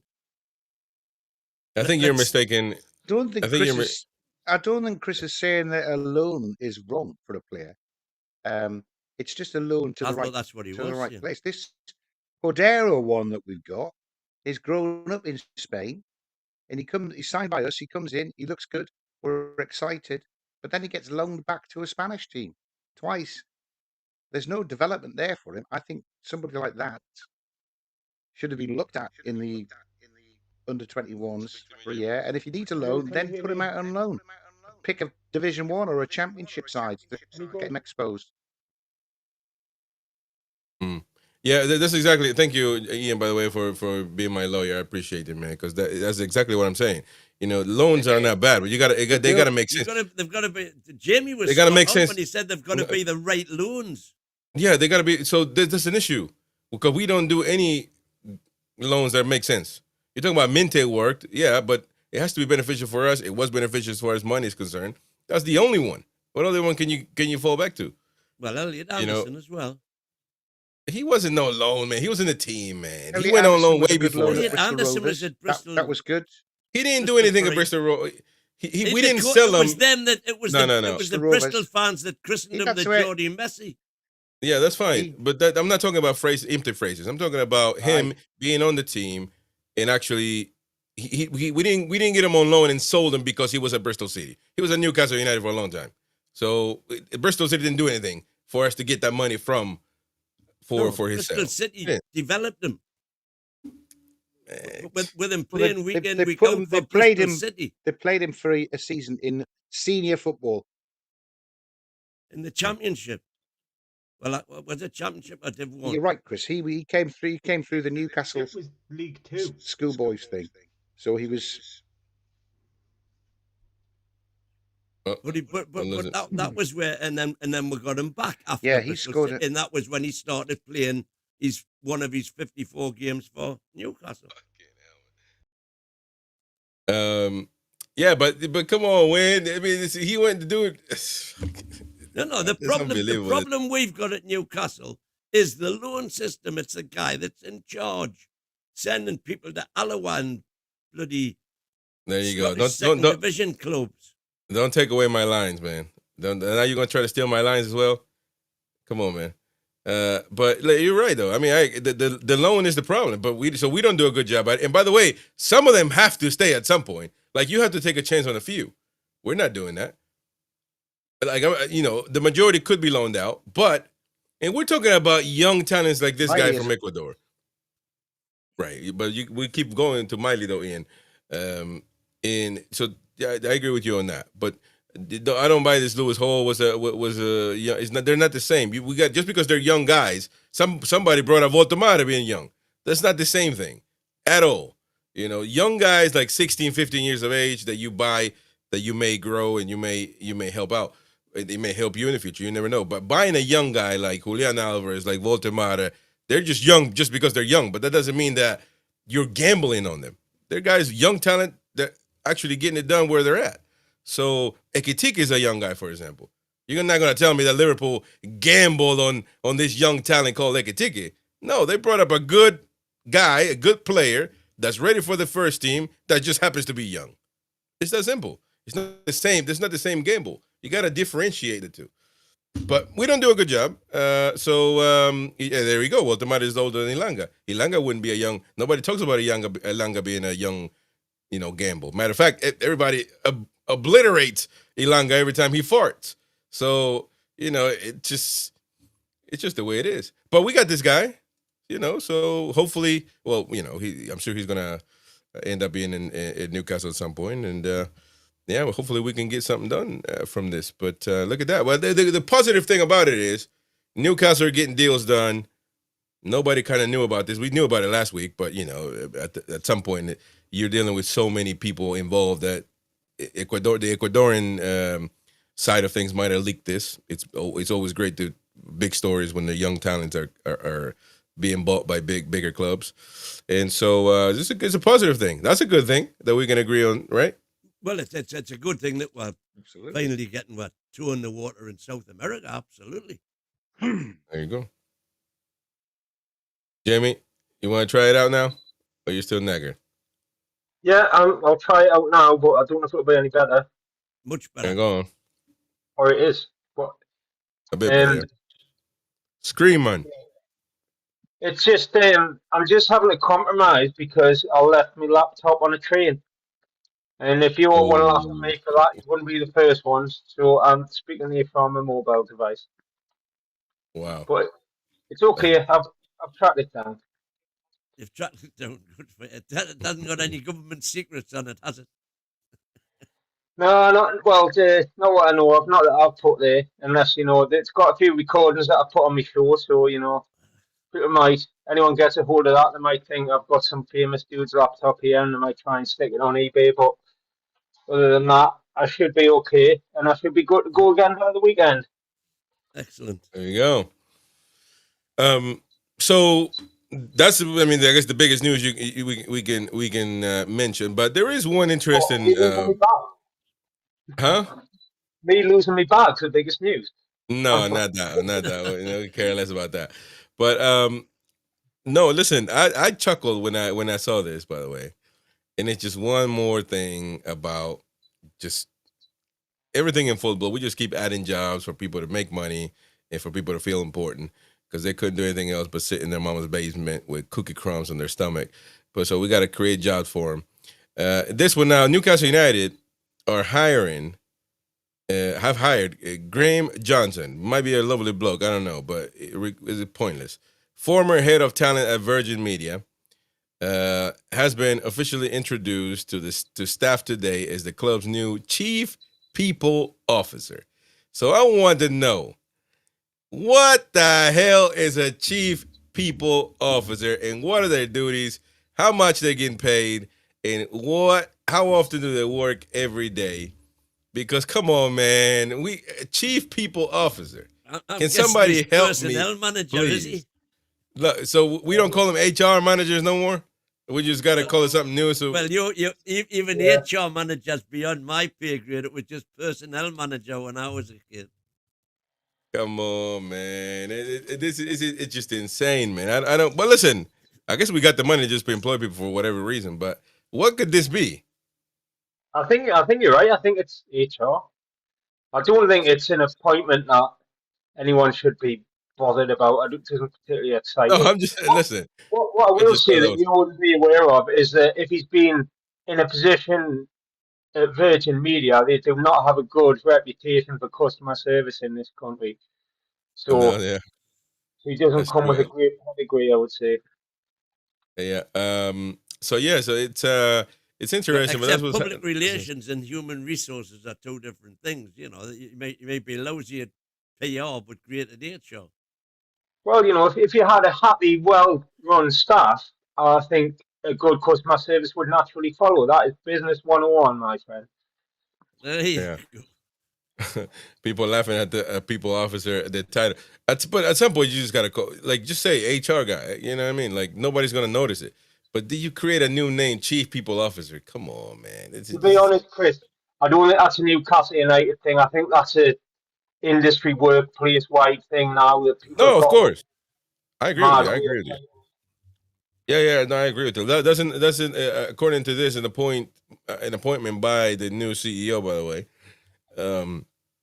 So yeah, Queenie says job for the boys. I don't know, but it's just a bit odd. Ian, any thoughts on this? Did you care to apply or anything like that? Well, a chief people officer. Do I have any thoughts on it? Yeah, man, come on. It's as somebody said in the comments there, it's a thankless task. It's a never-ending task, certainly as the staff grows, which it is.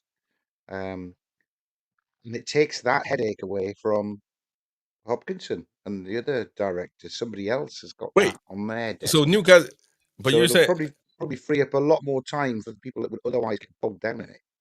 To do what that's. But I would assume. It's all woke, isn't it? You've got to keep your staff happy. A happy staff is a productive staff, a loyal staff.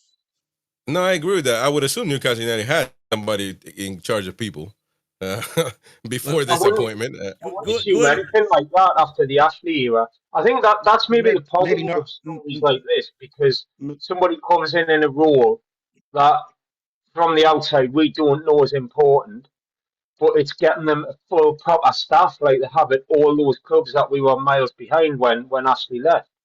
And it was a known fact that they had skeleton crews in every single department. And sometimes that was really obvious as a customer, like things like the ticket office. And sometimes it won't have been obvious to us. So maybe this guy is taking a burden off other guys who can do more important jobs or make things easier or stop people leaving all the time. That would be good. Well, it's a director level. It's a director level because the company's bigger, isn't it? The company's growing. So it's a director level executive to deal with HR rather than just an HR manager. A CPO is a top-level executive responsible for an organization's entire human resource strategy, and this is the bit that got me, culture and employee experience. And if you go back... So what do we do with the HR manager? So hang on, if you go back to Hopkinson's recent outburst, I'll call it, where he was going on about the club culture and all of this nonsense. I mean, I told you, by the way, about it in the private conversation that I had. I think you're mistaking the two before you divulge private conversations. I'm not divulging any private conversation. I'm on about what Hopkinson said the other day in his speech. I think Hopkinson didn't come out and say anything the other day. I ain't going to keep introducing you to these dudes if you're going to pass things on to Clavermouth. Because one of the things was that he does Hopkinson thinks that there is an attachment to Newcastle United that could be holding the club back from certain individuals like Wyn, etc. So, I mean, it's something to think about. But I don't know what this guy's going to do. I mean, what was he going to do? I don't know, man. But he's going to have executive powers on HR, and your HR manager, who is probably stressed to hell and can never get to talk to anyone who can make a decision because it's Hopkinson, will now have somebody who he can report to at director level who can take those sort of decisions. And Hopkinson's got a big pile of crap and time-stealing work off his plate. He can go and organise new sponsors now, hopefully. Yeah. Well, but see, how did that? How did you leave? How did you go from that to sponsors? I'm lost there. How's that? How does a people person? I thought Hopkinson's reputation was on growing income, wasn't it?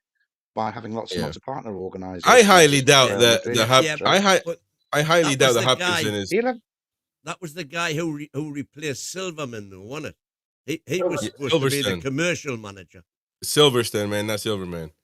I don't know who that is. So he'll be reporting through to Hopkinson. Hopkinson's got to be guiding that. He's the boss. So this is going to be the new Silverstone. We just changed the title to. This has all been to do with the quote unquote Newcastle United Code, which has been launched with a view to improving high performance culture in inverted commas. Who is NUFC Talk Radio's chief people officer? Well, we don't have one. That's why we have so much ructions going on in the background. We have we have fights internal. We have internal fights. That's why Ian wants a pay raise. You know what I mean? That's why people are right. Gary's gone. You know what I mean? No, Gary's not gone, by the way. Gary's coming back. He just got a busy week. He's got a busy week. But you know, we got a lot of ructions. Jamie's not bothered to put his mic on. You know what I mean? So that's why we're knocking. We need to hire a chief. We'll take applications, chief people folks. Officer. A chief. See, I kept saying chief, hoping that was going to get cut off because I can't remember the name. So chief people officer, exactly. There you go, man. We need somebody to take charge of this. We need Christina. Anyway, Christina's going to be the HR manager, personnel manager. That's all it should have been. Pays their wages, keeps the tax man in order. No, wait, that's not how you. No, wait, you what? You're wrong, man. HR don't handle no payment. That's accounting. Of course they do. No, man. No, man. Payroll department. But listen, let me tell you something. I have a father figure that told me once, you need to hire a great lawyer and a great accountant and make sure they both don't know each other. That's the rule number one. You cannot mix the two together, man. The accountant by itself, chief financial officer, who is the CFO of Newcastle United? That was Silverstone, wasn't it? It ain't gonna be this new guy that got in. Trust me. Correct. It's not. No, you handling the money of the club. But the CPO handles the wages. He doesn't determine the wages, but he makes sure they're paid on time and they pay the correct amount of tax. No, man, that's the accountant. No. That's it, sure. Man, you got some weird structures over there in the UK, man. We're gonna get this sorted out, man. They can't have no HR guy determining. Well, I mean, not determining. It's the company. But yeah, accounting does the deposits and all that, man. Anyway, regardless, we'll see what this people guy has to do and what he'll do. I'm sure he'll go. Simon Kappa is the new chief financial officer, by the way. Simon Kappa. Hey, and also if you got if you're not taking care of my money if your name sounds Italian. I'm not doing it. If it's C-A-P-P-E-R. That's Italian, fool. Kappa. If your name sounds like a mafia don, you're not taking care of my money. If you're not my lawyer if your suit is all baggy and you got white shoes. I'd like to apologize to any Italian listeners for this. Oh, I love me some Italian, man. The best food.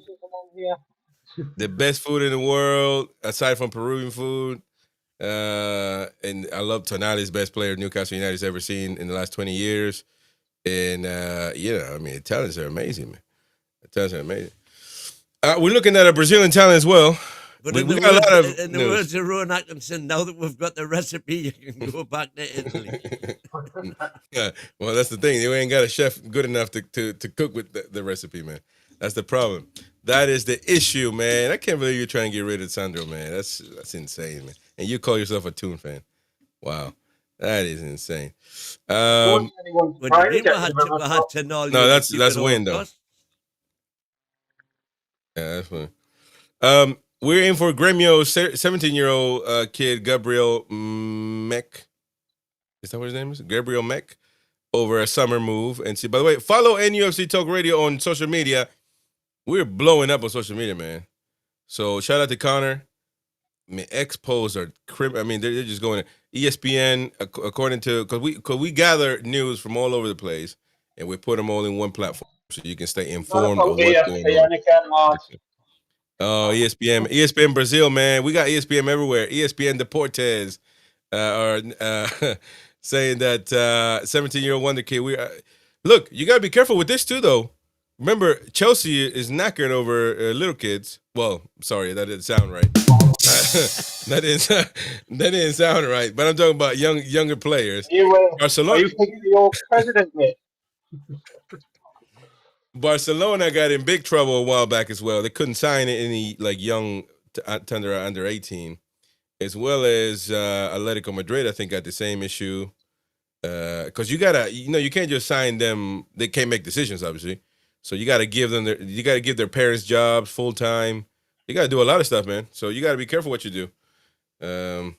Barcelona, right? It feels to me like every year Barcelona get in trouble for something, usually tax or something like that. And they say they're not allowed to sign this, they're not allowed to sign that. And then the next year, Barcelona just sign another shed load of players and win the Spanish league again. And that seems to have been happening for about 20 years now. And no, I'm not. There's got to be somewhere around the system that we are not finding. Oh, many ways, I'm sure.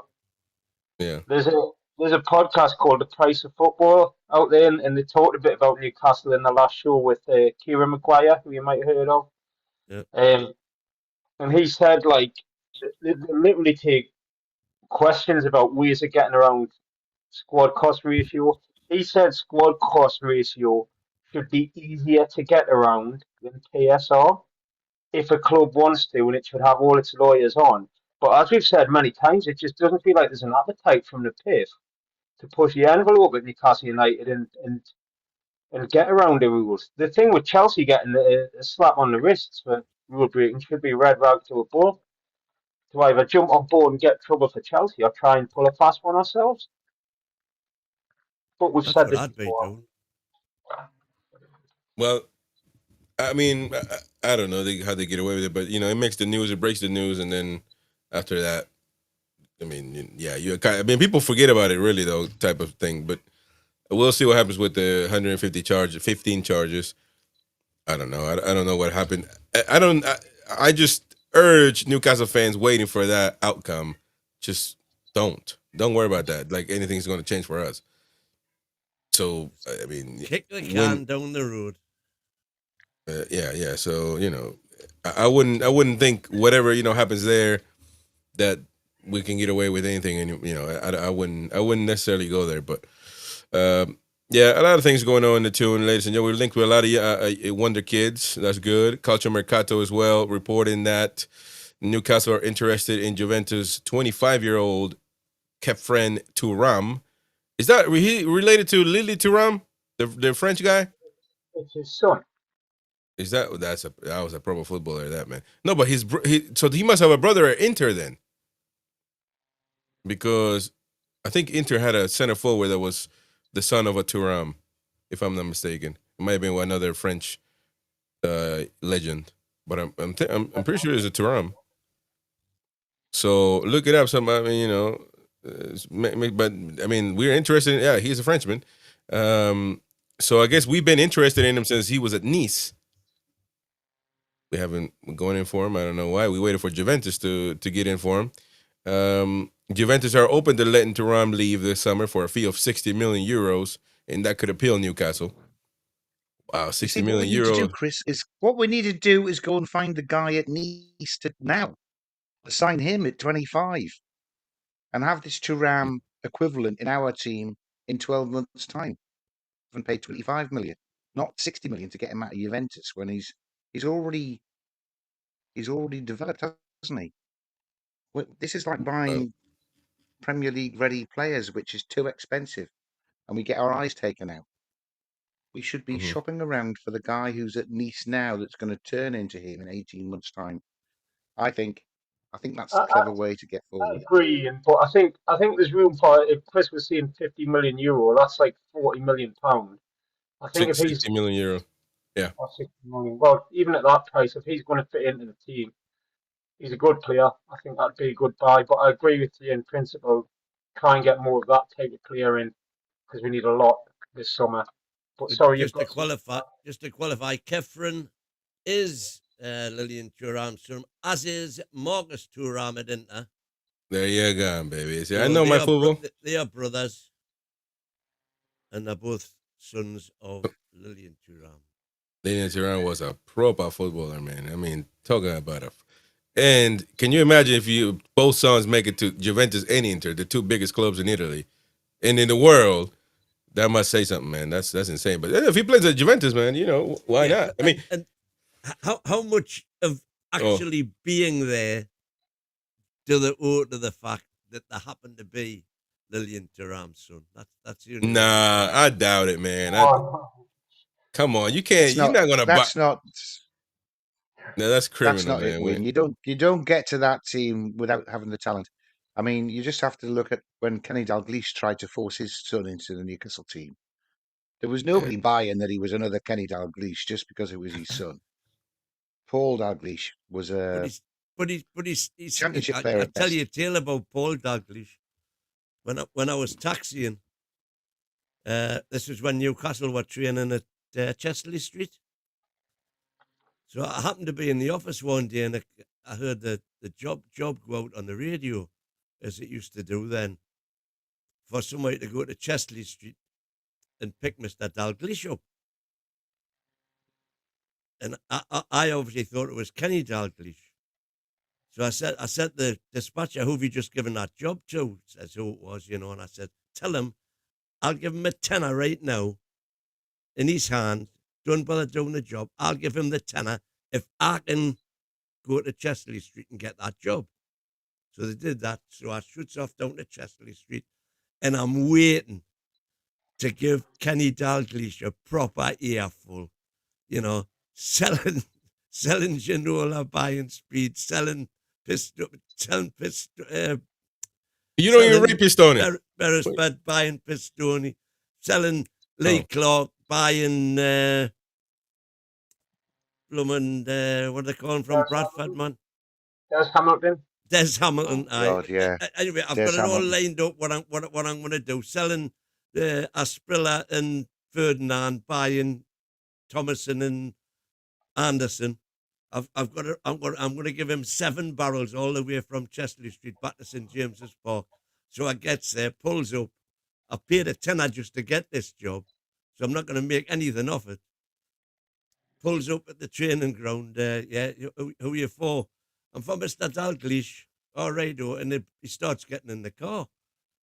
He says, right, St James's Park. I says, no. I says, I'm for Mr. Dalglish. He says, aye, that's me. Paul Dalglish, I'm the cook. It wasn't even his son. He was down there doing the catering. Oh, you got knackered for that, man. That is crazy. So that was a total utter waste of an afternoon for me. I was off duty when I was in the office. The job go through. I said, I'll do that. I was going to give him 7 barrels. Chris, Kenny Dalglish also bought Mr. Alberto Solano from. Yeah, he did 1996, I think, if I'm not mistaken. So that's a massive buy, and you can't blame the club for getting Dalglish. I mean, he's a renowned manager. Listen, you cannot blame Hall and Shepherd for anything they did at that time. They went out. They got the people who they believed, and who a lot of people believed when they arrived at the club, were the best available, absolutely the best available, and they gave them more money than anybody else. No, but here's the thing. The point is, you're talking about the best available. Kenny Dalglish at the time, I wasn't aware at the time, but I know, obviously, it ain't just about being the best available. He was one of the top names. Well, he'd won the Premier League with 2 different clubs. Exactly. So best available doesn't make it seem like, he just some twat that was available at the time. Sorry, that's what I'm saying. No, I'm saying they went out and got the best available. Exactly. Graham Souness was a proven, Graham Souness. Graham Souness. They went for the name. They went for, the way you No. I'm sorry. You're talking about Graham. No, that's not the same. Ruud Gullit had just retired, I think. Has nothing to do with being a name in football, man. I'm sorry, it's a manager. You just hired an ex-player. That's not the same. Don't put the two together, man. Come on. Hang on, you're the one that wants it done. He's won 3 Champions Leagues back to back. Player manager. Yeah, but no.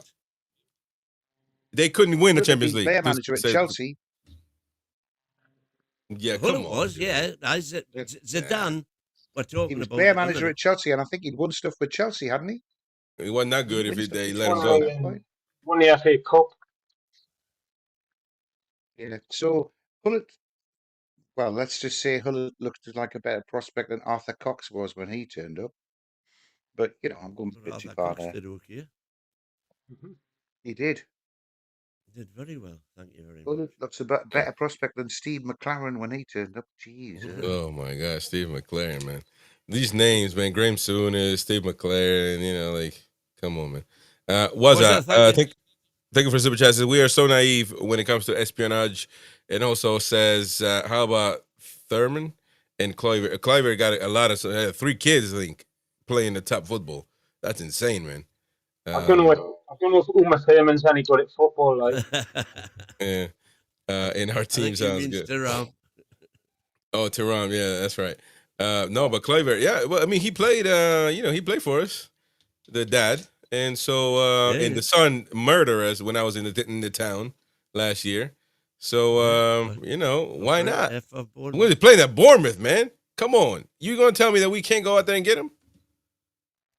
You can, but and I know what you mean. He had that hat trick day, but would he excite you? Would he be a player who you say he's walking straight in the well? Right wing, man. Come on. Just had Connor on our hotline there saying Martinez is going to cost 2.6 million apparently. Oh, that's no. So I'm not sure whether to praise anybody over that one because that's easy, man. Well, the thing is, we had to beat off quite a bit of competition to get him apparently. And this is all to do with. Is that what you have to get that taxi fare as well? No. This was. We were talking about it the other night. The new guy that Wilson's brought in from Forest, who's got all this experience in South America.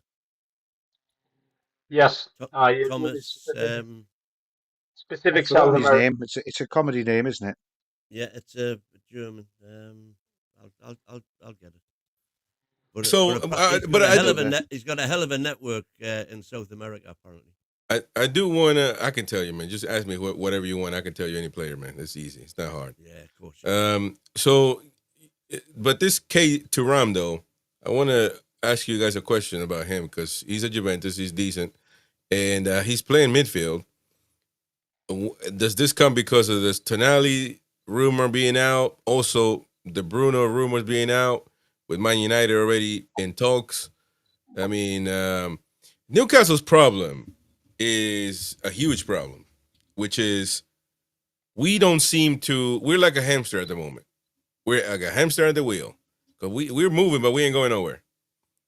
Which means that we need to, with our current squad, we need to buy players to improve it, make it better, and add depth and fight for Europe and progress every time.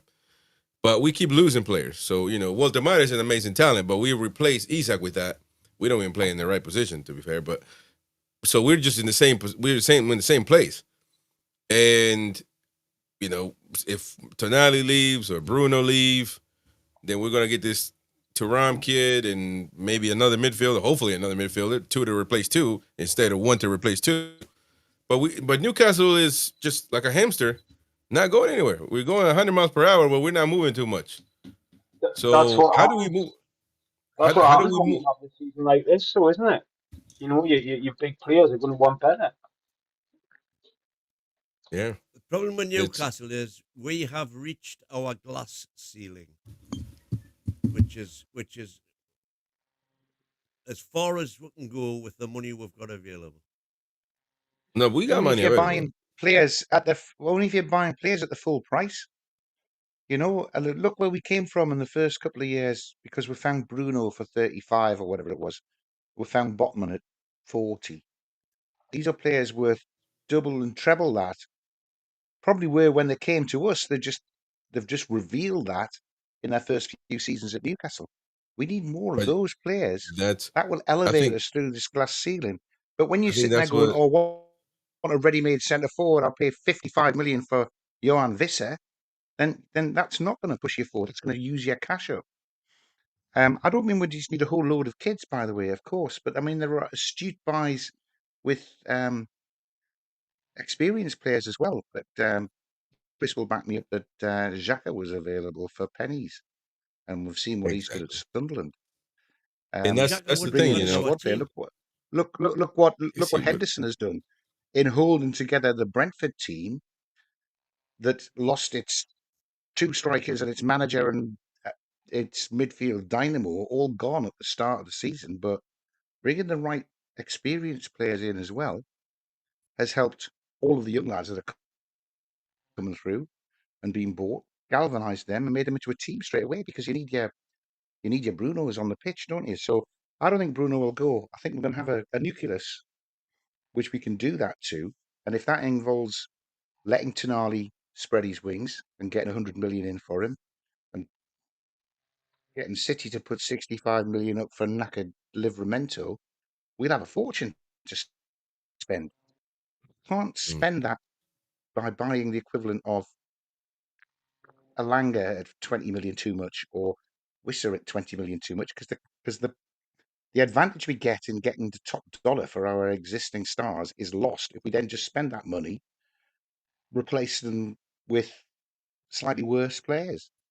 We need to be finding, and this is what the director of football's job surely is, and all the scouting network, he should have a long, long list of replacements for all the players in the squad, so that if it is Tonali or say it's Gordon who suddenly says yes and signs, and we suddenly need a left winger, and he's got 15 or 20 across the world that he can go and sound out and see who we can bring in. Barnes is first choice on the left wing, but we've got a superstar coming through as backup who might have pinched the first team place by Christmas. That's how I see them building the squad. That's how where we are now moves us forward. And that's not what we did last summer. That was the wrong market. And that is all well and good if you have what she said, by the way. what we had then which very unusually was a 100% hit rate. Because we cannot afford to do what the big boys do, is spending 30, 40 million on players, unproven players, if you like. That's what you want to call them. And missing on a couple of them. Well, you can win if yeah. the price is right. Right, look at Chelsea. Bought Delap, 30 million. He's a pile of rubbish. But when they come to sell him after a year, they'll get 40 million in for him, so they'll turn a profit on him as well.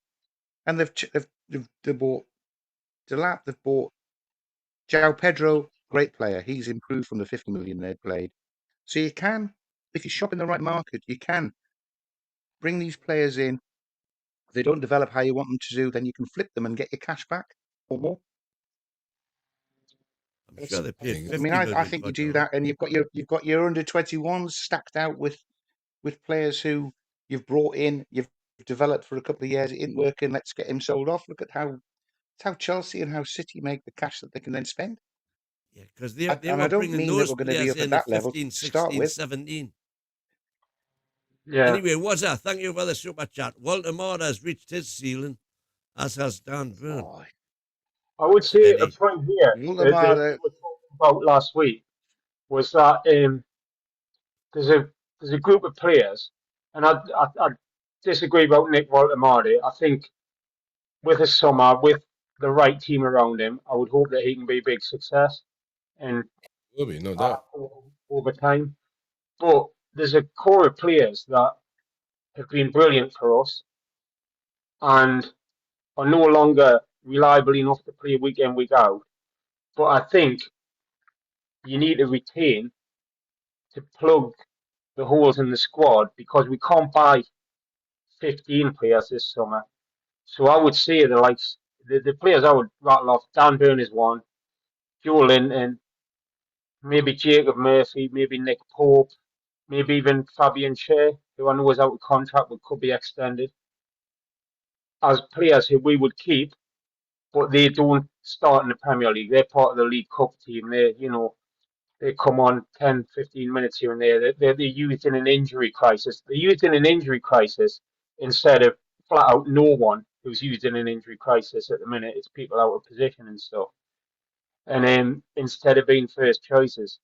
And that might be like hard for some people to take. Some people might think, these guys are done with. But we haven't got the luxury of getting plugging the gaps we need in the first team and getting 6 or 7 squad players.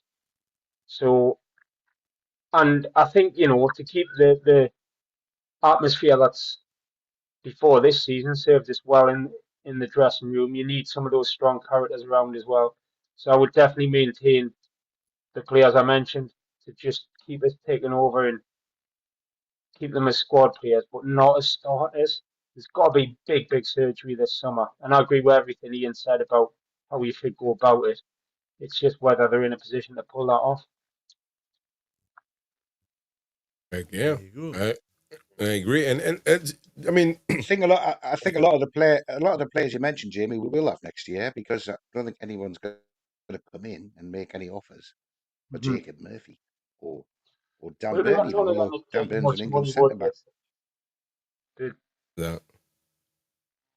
No, but that I mean, you cannot just jettison everybody and bring 20 players in and expect to have a good season the next season. You can't do that. It's got to be done over 3 or 4 windows. But I mean, if you've sold a Toon Army in a Livramento, let's say, then you should have the wherewithal to be able to do that. You don't have to spend all that money in the summer. Save a little bit for the winter break and replace 2 of them during January.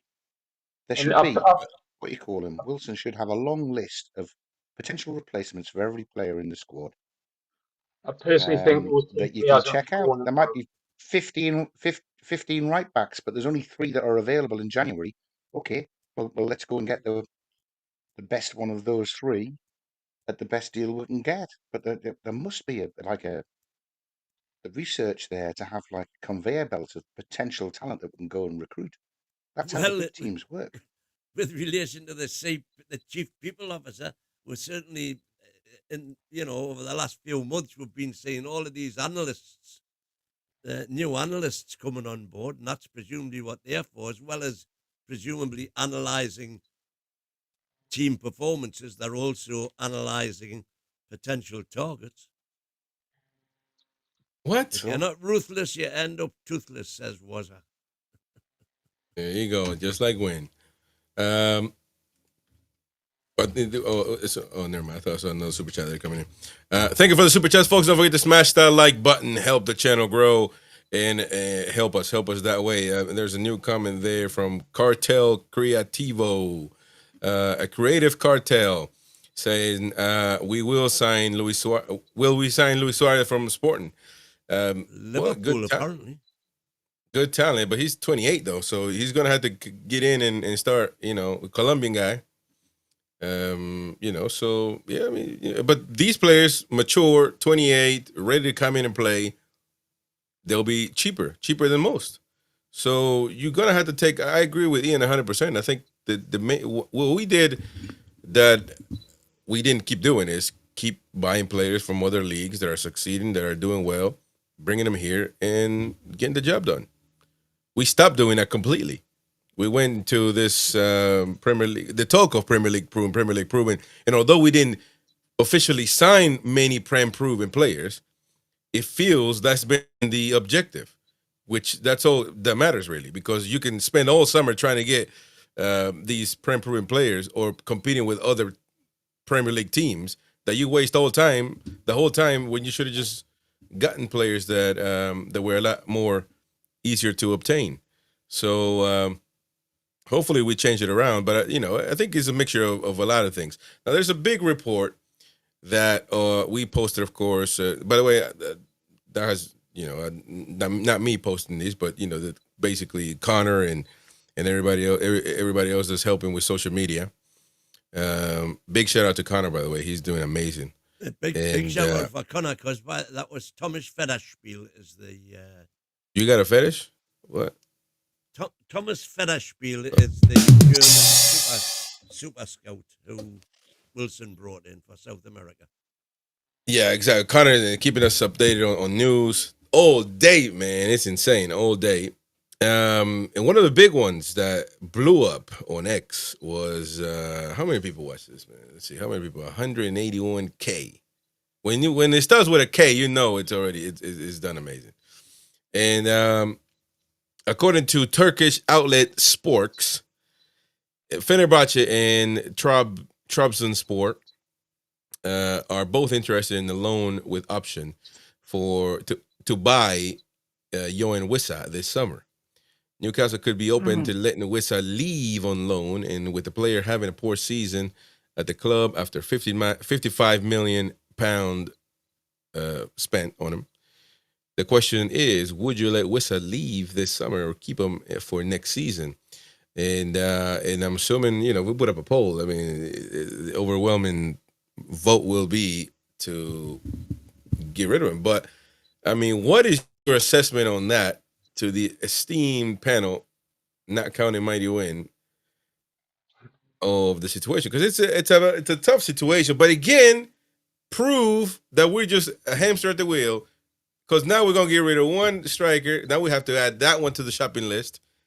And it's just impossible to buy every player that we need. So it's just an impossible task at the moment. But what do you guys think on this particular case? Jamie, go on. It's difficult because it's not worked. My initial reaction is, unfortunately, you've got to make it work. I think Wissa, if you could get a tune out of him, would be the right striker who comes off the bench for the last 10 minutes, who plays his way into the team if he starts getting loads of goals, and you spend big money on the new front man who hopefully can play with Baltimore up front, however that works. I think when you've spent money on players, I don't see the point in loaning them out. I mean, at his age, is he going to appreciate and value if he goes and bangs them in the Turkish league for a year to the point that we could get 50 million back for him? I doubt it. think I would err towards rolling the dice on him doing some kind of job for Newcastle, which would need big changes and a big improvement in fitness from him. Mm. Yeah, Ian. That's where I am with Wissa. I think Howe's already given up on him. I think Howe's given up on him. Doesn't play sitting on the bench with Voltemada against Barcelona, against Sunderland. And he just didn't come on. Sula came on twice. And Howe a few weeks ago said Johan Wissa was fitter and more ready to go than he had been the whole time that he'd been in Newcastle. It's 3 months since he was injured. So if that injury has lost him his yard of pace or knocked his confidence so he can't do what he used to do, then I would take the hit on him. If I can get part of if I load him out with a clause that he's bought at the end of it, then and they're picking up some of the wages, that is just mitigating that loss for us. He's got 7 games, which he's going to have to get into the team and score half a dozen goals for me to be convinced that he's got anything. But let me be, and I'll get to when you answer this question that I have, because let me be devil's advocate. Because to me, I had it clear from day one. Wissa was a Callum Wilson replacement, a backup striker. That I agree he should get more minutes because as a backup striker, you should get more minutes after playing Champions League, Premier League, and all the cups. But that was always been my expectations of him. Now, Wyn, you've been deluded saying that he was going to be the next Alan Shearer. So those are wrong expectations. And that's your problem. That's not Wissa's problem. So what is Wissa not doing other than being, a little on the, we don't know for a fact, but when he wears white shorts, you can tell he's been a couple pounds up. You know what I mean? But when he took his shirt off, though, he looked fit as it can be. You can't hide fat, man. It's there. Trust me. I know. So, I mean, so what's going on here? False expectations. That's your problem, Wyn. That ain't Wissa's problem. Because he was both, and whatever the club spent on him, that ain't got nothing to do with him. That's Brentford's price, and Newcastle United being a numpty and paying 55 million for him. How is that Wissa's problem? I know you say he's a Wilson replacement, and he was a Wilson replacement, but we had bigger expectations than he was just going to be procked for most of the season. We've watched him score as many goals as Isaac the year before playing for Brentford. We've seen him be a little bit of a fox on the box. We saw him score the goal for Brentford in the League Cup quarter-final. So I had more expectations of him just being a third-choice striker. I thought he was going to be the main striker with Voltemada being phased in because he's obviously a project. I didn't think we would end up playing Gordon up front with Asula as the first change, which, if you remember, is the strike force we had for the first 3 0-0 draws that we had of this season. I think that tells you everything about that as to whether that's an effective strike force.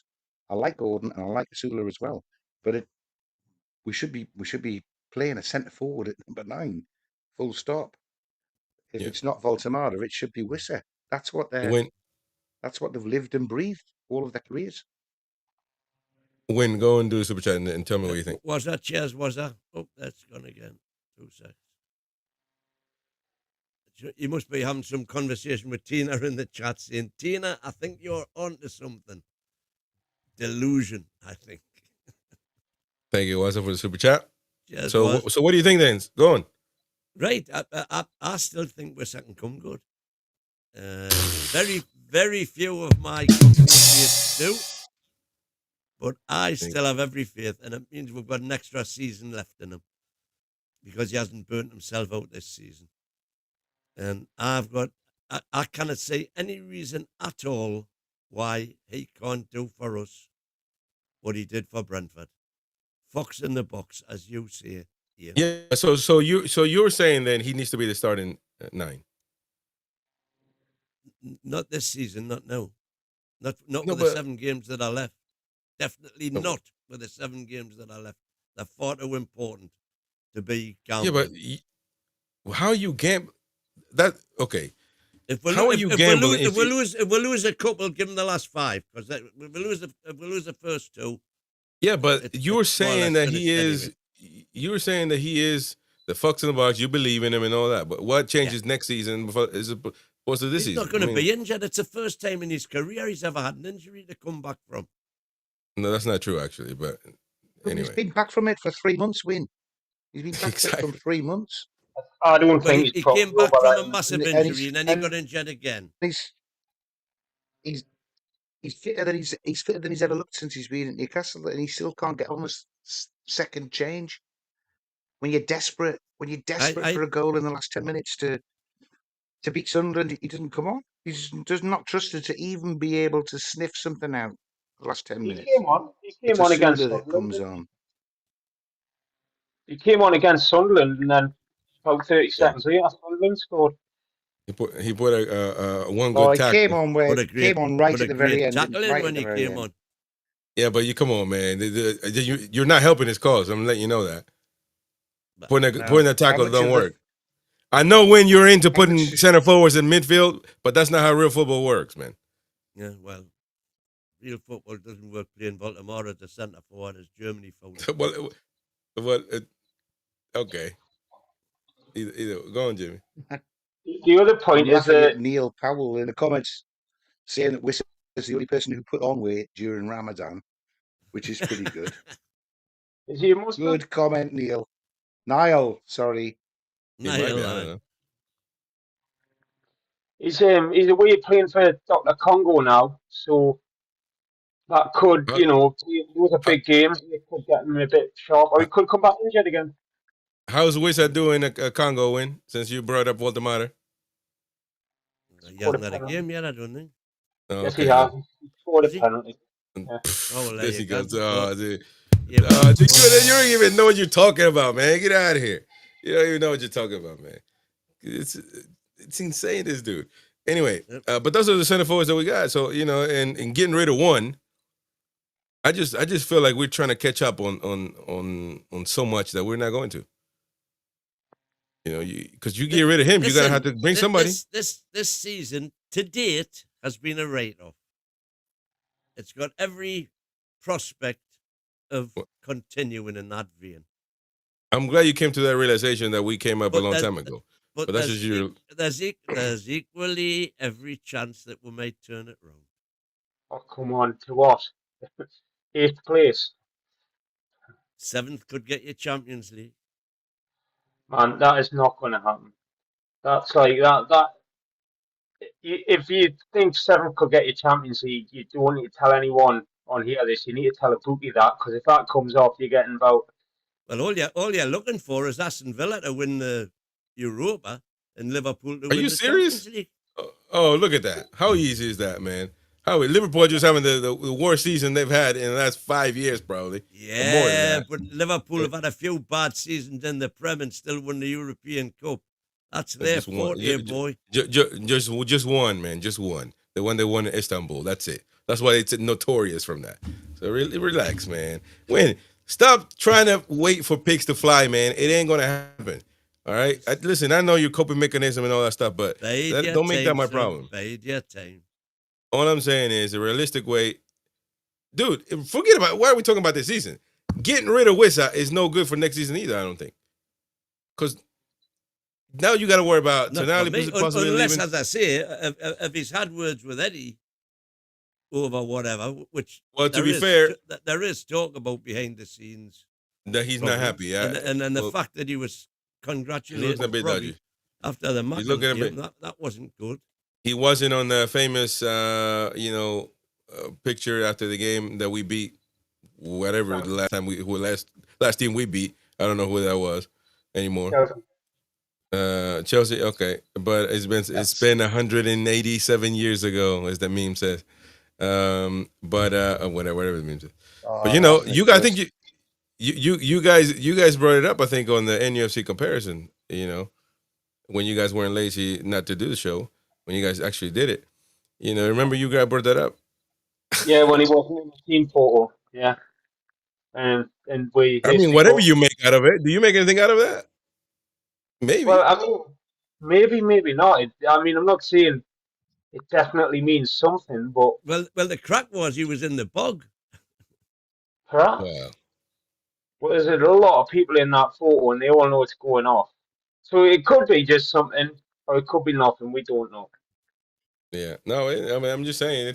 But I thought it was an interesting question to ask, pertinent question to ask, to be fair, because it could be that he's not happy with not playing. And to be fair, do you blame him, though? Because to have Osula play in front of him, to have Gordon play in front of him, I get that some people are slow when it comes to Walter Mata. They don't get that he's a proper footballer. But Wissa, what's he done? Well, other than not play good. I mean, that's the thing with center forwards, you got to keep giving them an opportunity. Are we? If he's got the arrogance that you need to be a Premier League centre forward, he should be banging the door down every day, demanding that he starts. Alan Shearer would have tore every urinal in that bathroom if he wasn't playing. There would be options, but then he's got to show it in training. He's got to be hungrier. He's got to be faster. He's got to be nasty to everybody and show that he wants it. And he just seems to accept it. We don't see anything like that, do we? He certainly doesn't. And Howe give him a right notice that when you get on, if you aren't in the team and you want to be in the team, then when you get on, you've got to perform. And he made a great tackle. I don't know how much of his £55 million fee a tackle in the game we lost 2-1 is worth, but he's got to perform when he gets on. Mm-hmm. Right. So I would use him in these 7 games. I would say, look, you've got 7 games to show that you've got a place here next year. Otherwise, it's off to Fenerbahce, mate. So you challenge him like that. A while back, as you know, I always tell people we cover every single Newcastle United story ever. It's that simple. I mean, we talked about Geordie Flag at half staff last week, so that's how crazy it gets. And I think it was Jamie on the same show and Ian on the same show as well, who rubbished. Oh, I think Wyn as well, but we know his agenda. Who rubbished this story about Alan Shearer and Gordon having a spat or something like that, It's not anything that anyone's talking about. It's not. No, people are talking about it. People are talking about it. Trust me. But I got a question to ask though, because you got to follow the news, man. Got to follow the story, man. That's a proper journalism, And Gordon snubs, some say deliberately, Alan Shearer is one of the all-time greats for on his list for England. I mean, come on, man. You cannot say that that's not deliberate. He picks Bukayo Saka over Shearer. That's a P-take. That is a P-take and a half. Listen, I'm not trying to say, we need to talk about this for an hour. I'm just asking. Well, who's he got? They don't play the same position. Well, exactly. I don't know. Pick at number 9. Picked himself at number 9. Newcastle supporters were not happy on social media after Anthony Gordon snubbed Alan Shearer, which was Gordon picked winger Bukayo Saka over Shearer when choosing his all-time best England player. So, I mean... did he not pick a team?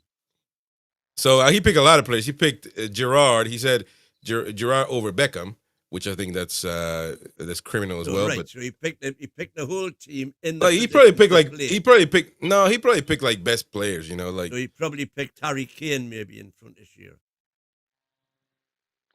Not when he said he'd rather have Saka over Shearer. So so here we go. Let's read the whole thing, right? Gordon picked Arsenal winger Saka over Alan Shearer when choosing his all-time best England player. Newcastle supporters, unsurprisingly, were left questioning the decision on social media, while also Toon legend Shearer enjoyed a stellar international career, bagging Golden Boot 5 goals at the Euro 96. He didn't have, to be fair, Shearer didn't have this long career in England. I think he went to, 2 World Cups or something, if I'm not mistaken. One, yeah, so he's not, a bit knackered, but better than Saka. He's done much better than Saka, that's for sure. So as for Saka, he has helped, England 3 Euro final. He had an issue with a penalty there. He was really young. He was really young with that penalty. Criticized, what's his name, for putting him on in that position anyway. I think that was my take at the time. He was like 18, I think, when he when he went for that penalty against Italy, wasn't he? He was very young. As we know, tensions arose with Gordon and Shearer because what was it again? Something about not playing when sick. Shearer said he should have played when he was sick, and then but Howe came out and said, "Look, I could make it clear he wanted to play, and I wouldn't let him." That's why it was a non-story. No, it wasn't because Shearer doubled down on it and said, "Yeah, that's fine. That's good that they come out and clarify." Shearer then came back.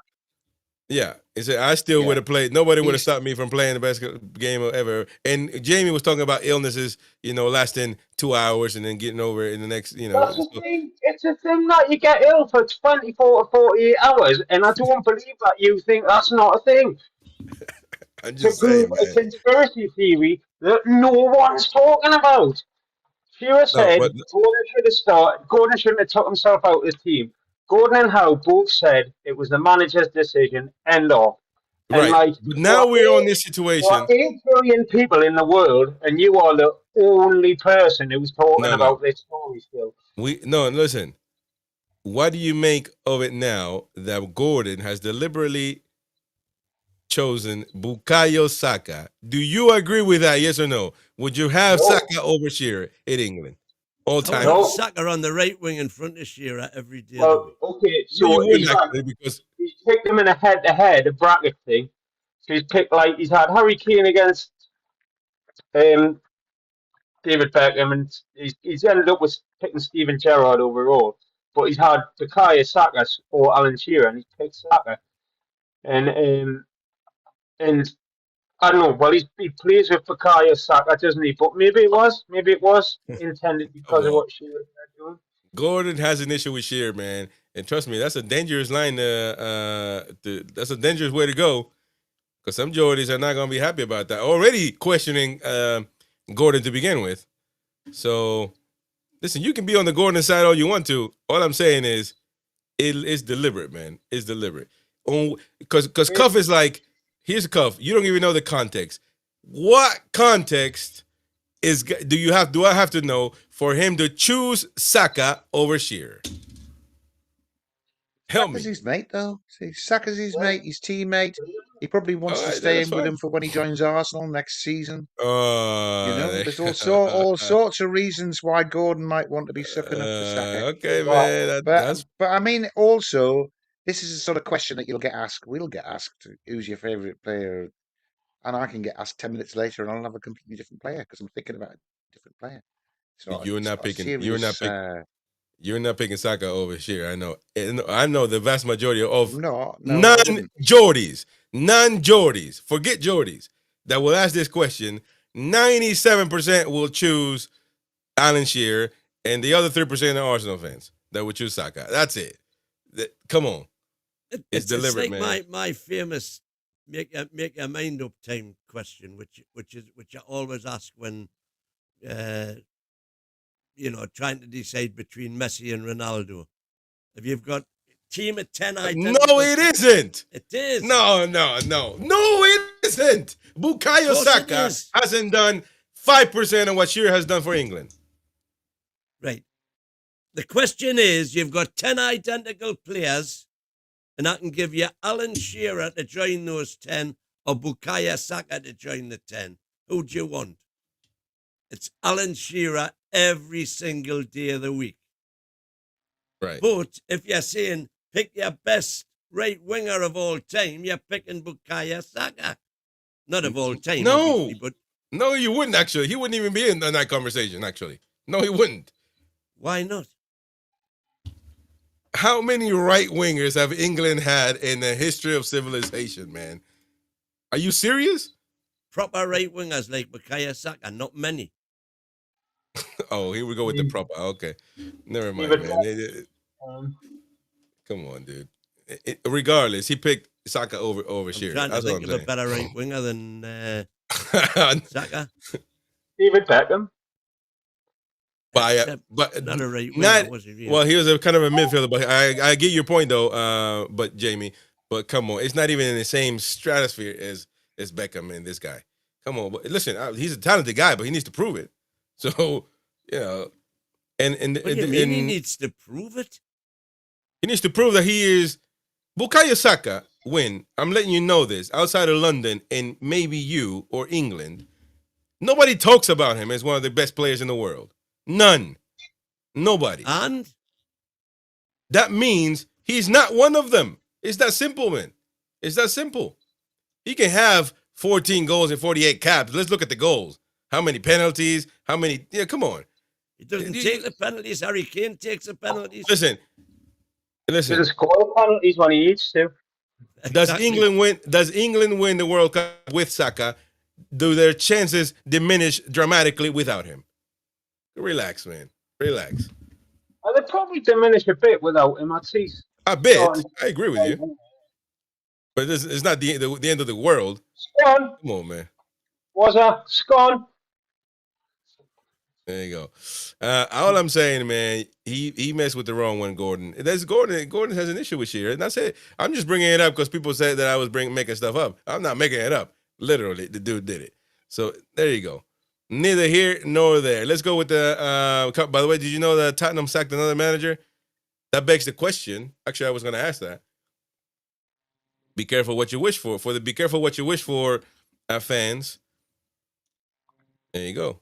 You know, sacking a manager, not good. But you know me, I don't think one decision that needs to lead to a bad decision.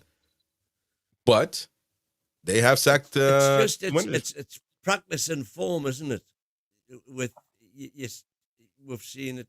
It's happening at Spurs now. It happened at Forest. It happened at Man United. It's just in a very recent past. Chelsea, West Ham. You know, it's not a silver bullet. Changing your manager is not a silver bullet. No. Well, of course not. Because but I mean, all of the underlying problems are still there.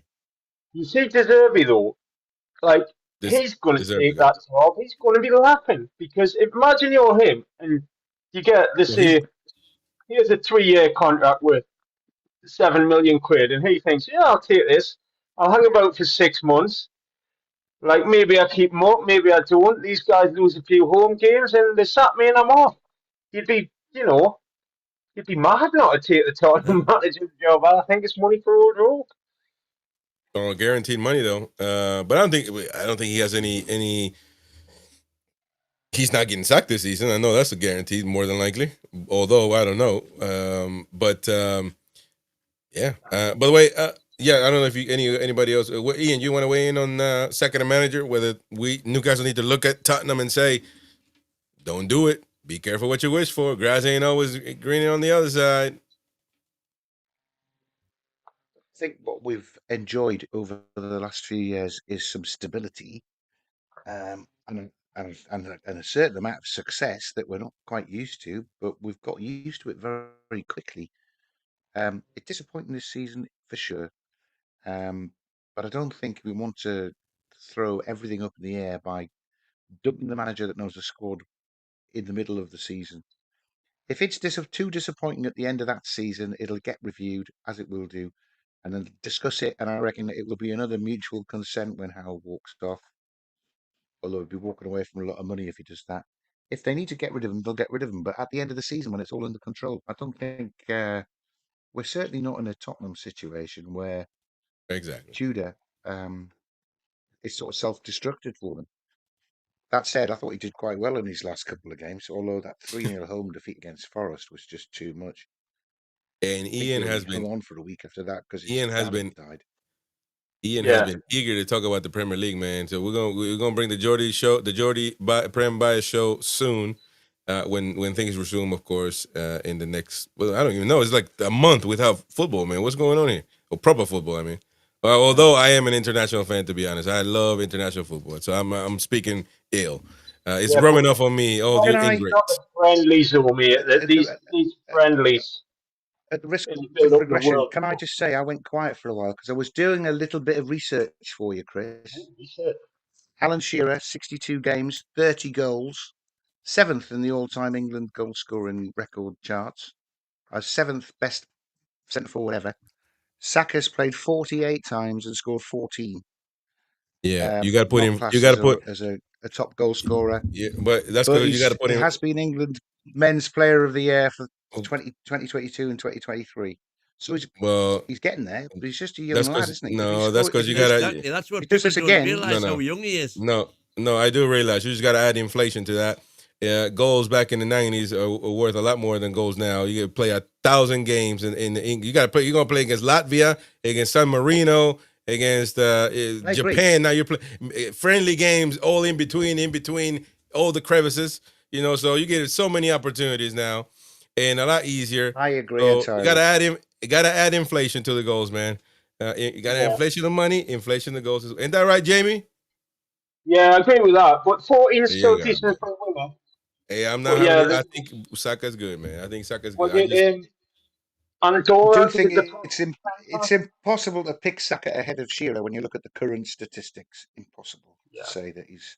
Yeah, come on, man. You look at Saka when he's 36 instead of 26, and you might have a different conclusion, but he's not, is he? He's just a young lad. So it's Shearer every time, and Gordon should know. By the way, another news from that we shared on the social media platforms is that Craig Hope is saying that he fully expects Newcastle centre back Dan Burn to make the England World Cup this summer. Although Hope is confident Burn will go to the World Cup, there are reports that Burn could miss out on the squad, with England having numerous centre back options after an indifferent season should Burn go to the World Cup. Pertinent questions, by the way. But listen, well, objectively, I'm not gonna speak on Dan Burn. I made a promise when I was in Newcastle, so I'm not gonna speak. But I do have an opinion objectively. But what do you guys think on that one? We got 9 minutes left on the show. I mean, it's a Geordie. What other opinion can we offer other than as you guys as Geordies? You would want him to go, but I mean, he's a folk hero here, isn't he? We love him. We want him to play as long as he can play. I think he still does a really good job at centre half for Newcastle. If I'm honest, if you put him alongside Gay and Stones, Konza, he's not in the same class as those guys. We are sorry, lads, he just isn't. He's got bigger heart than all of those when he's put a black and white shirt on. But what about the Three Lions though? He could go to the World Cup and he could drop the clanger that gets us knocked out, and he would be hated by everyone forever. Oh man, it's that sort of thing. I think he's a great player, but he's not England class. Let's be honest. Ian's trying for Chicha's pet. What a kicker! What's that? I love Ian, man. I love Ian. Am I really trying for Teacher's pet? Ian, you need to join us on the Friday Night Show, man. We have a good time. I just talk facts. That's all, was it? And it just makes common sense will prevail, man. Trust me, common sense will prevail. It's just common sense. Is just common sense. It's simple as that. Jamie, I'm level-headed because I dribble out of both sides of my mouth. Jamie, do you have a thought on Burn? Was I clarified that he meant to see what a liquor, as in licky brown nose. So I don't know how many centre halves do you take? Is it 5? That's room for him in that lot. Well, I mean, it's whatever the manager wants. Yeah. I think it'll be, if Dan Burn goes to the World Cup, I think it'd be a good tournament for him if he comes back with 2 caps. You know, one in the group game and maybe one is a late introduction if they're defending the lead. But I think he'll go. I think he should go. So yeah, but like, you think he could go? Do you think he should go? Yeah, I do. I think consistently over the last few seasons, I think he deserves to go. You know, you've got White and Maguire in there who've not played or not for long periods, who've not played well. I think he's deserving a place over both of those, regardless of what club crest they wear. Absolutely, you're probably looking at Guy and Stones as the starting centre halves, maybe. Is that fair? And then that would be my 2. And then Konza, as you said, and then I think Dan Burns your 4th man. Yeah, there you go. There you go, ladies and gents. Last couple of minutes to give a shout out to some of the comments. Kenny says Gullit should have sold Shearer and where the booze at? Oh, Anthony Gordon agrees with that. Oh, Anthony Gordon. Anthony Gordon thinks he's Newcastle's best player, so he takes all the guilt. So there you go. Hey, wasn't there an issue with Gullit and Shearer? It's a personal matter. It's a personal matter. No, nothing like that. No, I ain't got nothing. Hey, it ain't me, man. The keyboard is there's a midget in the background. Definitely nothing like that. I don't know.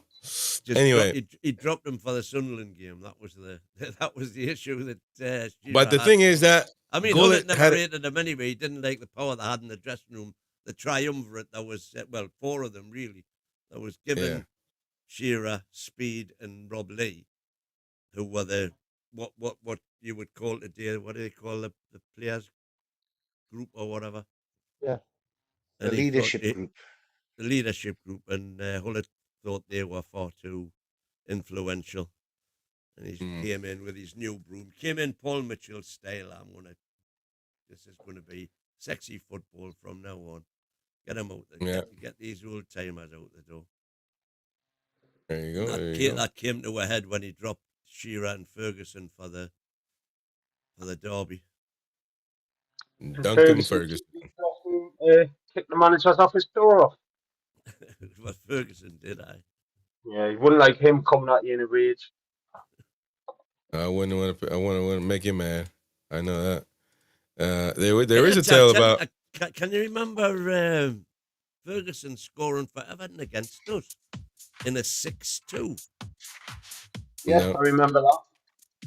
I'd forgotten that game, and I said they sent us the highlights today, which I watched again, and I thought, bloody hell! I says, how do you forget a 6-2 game?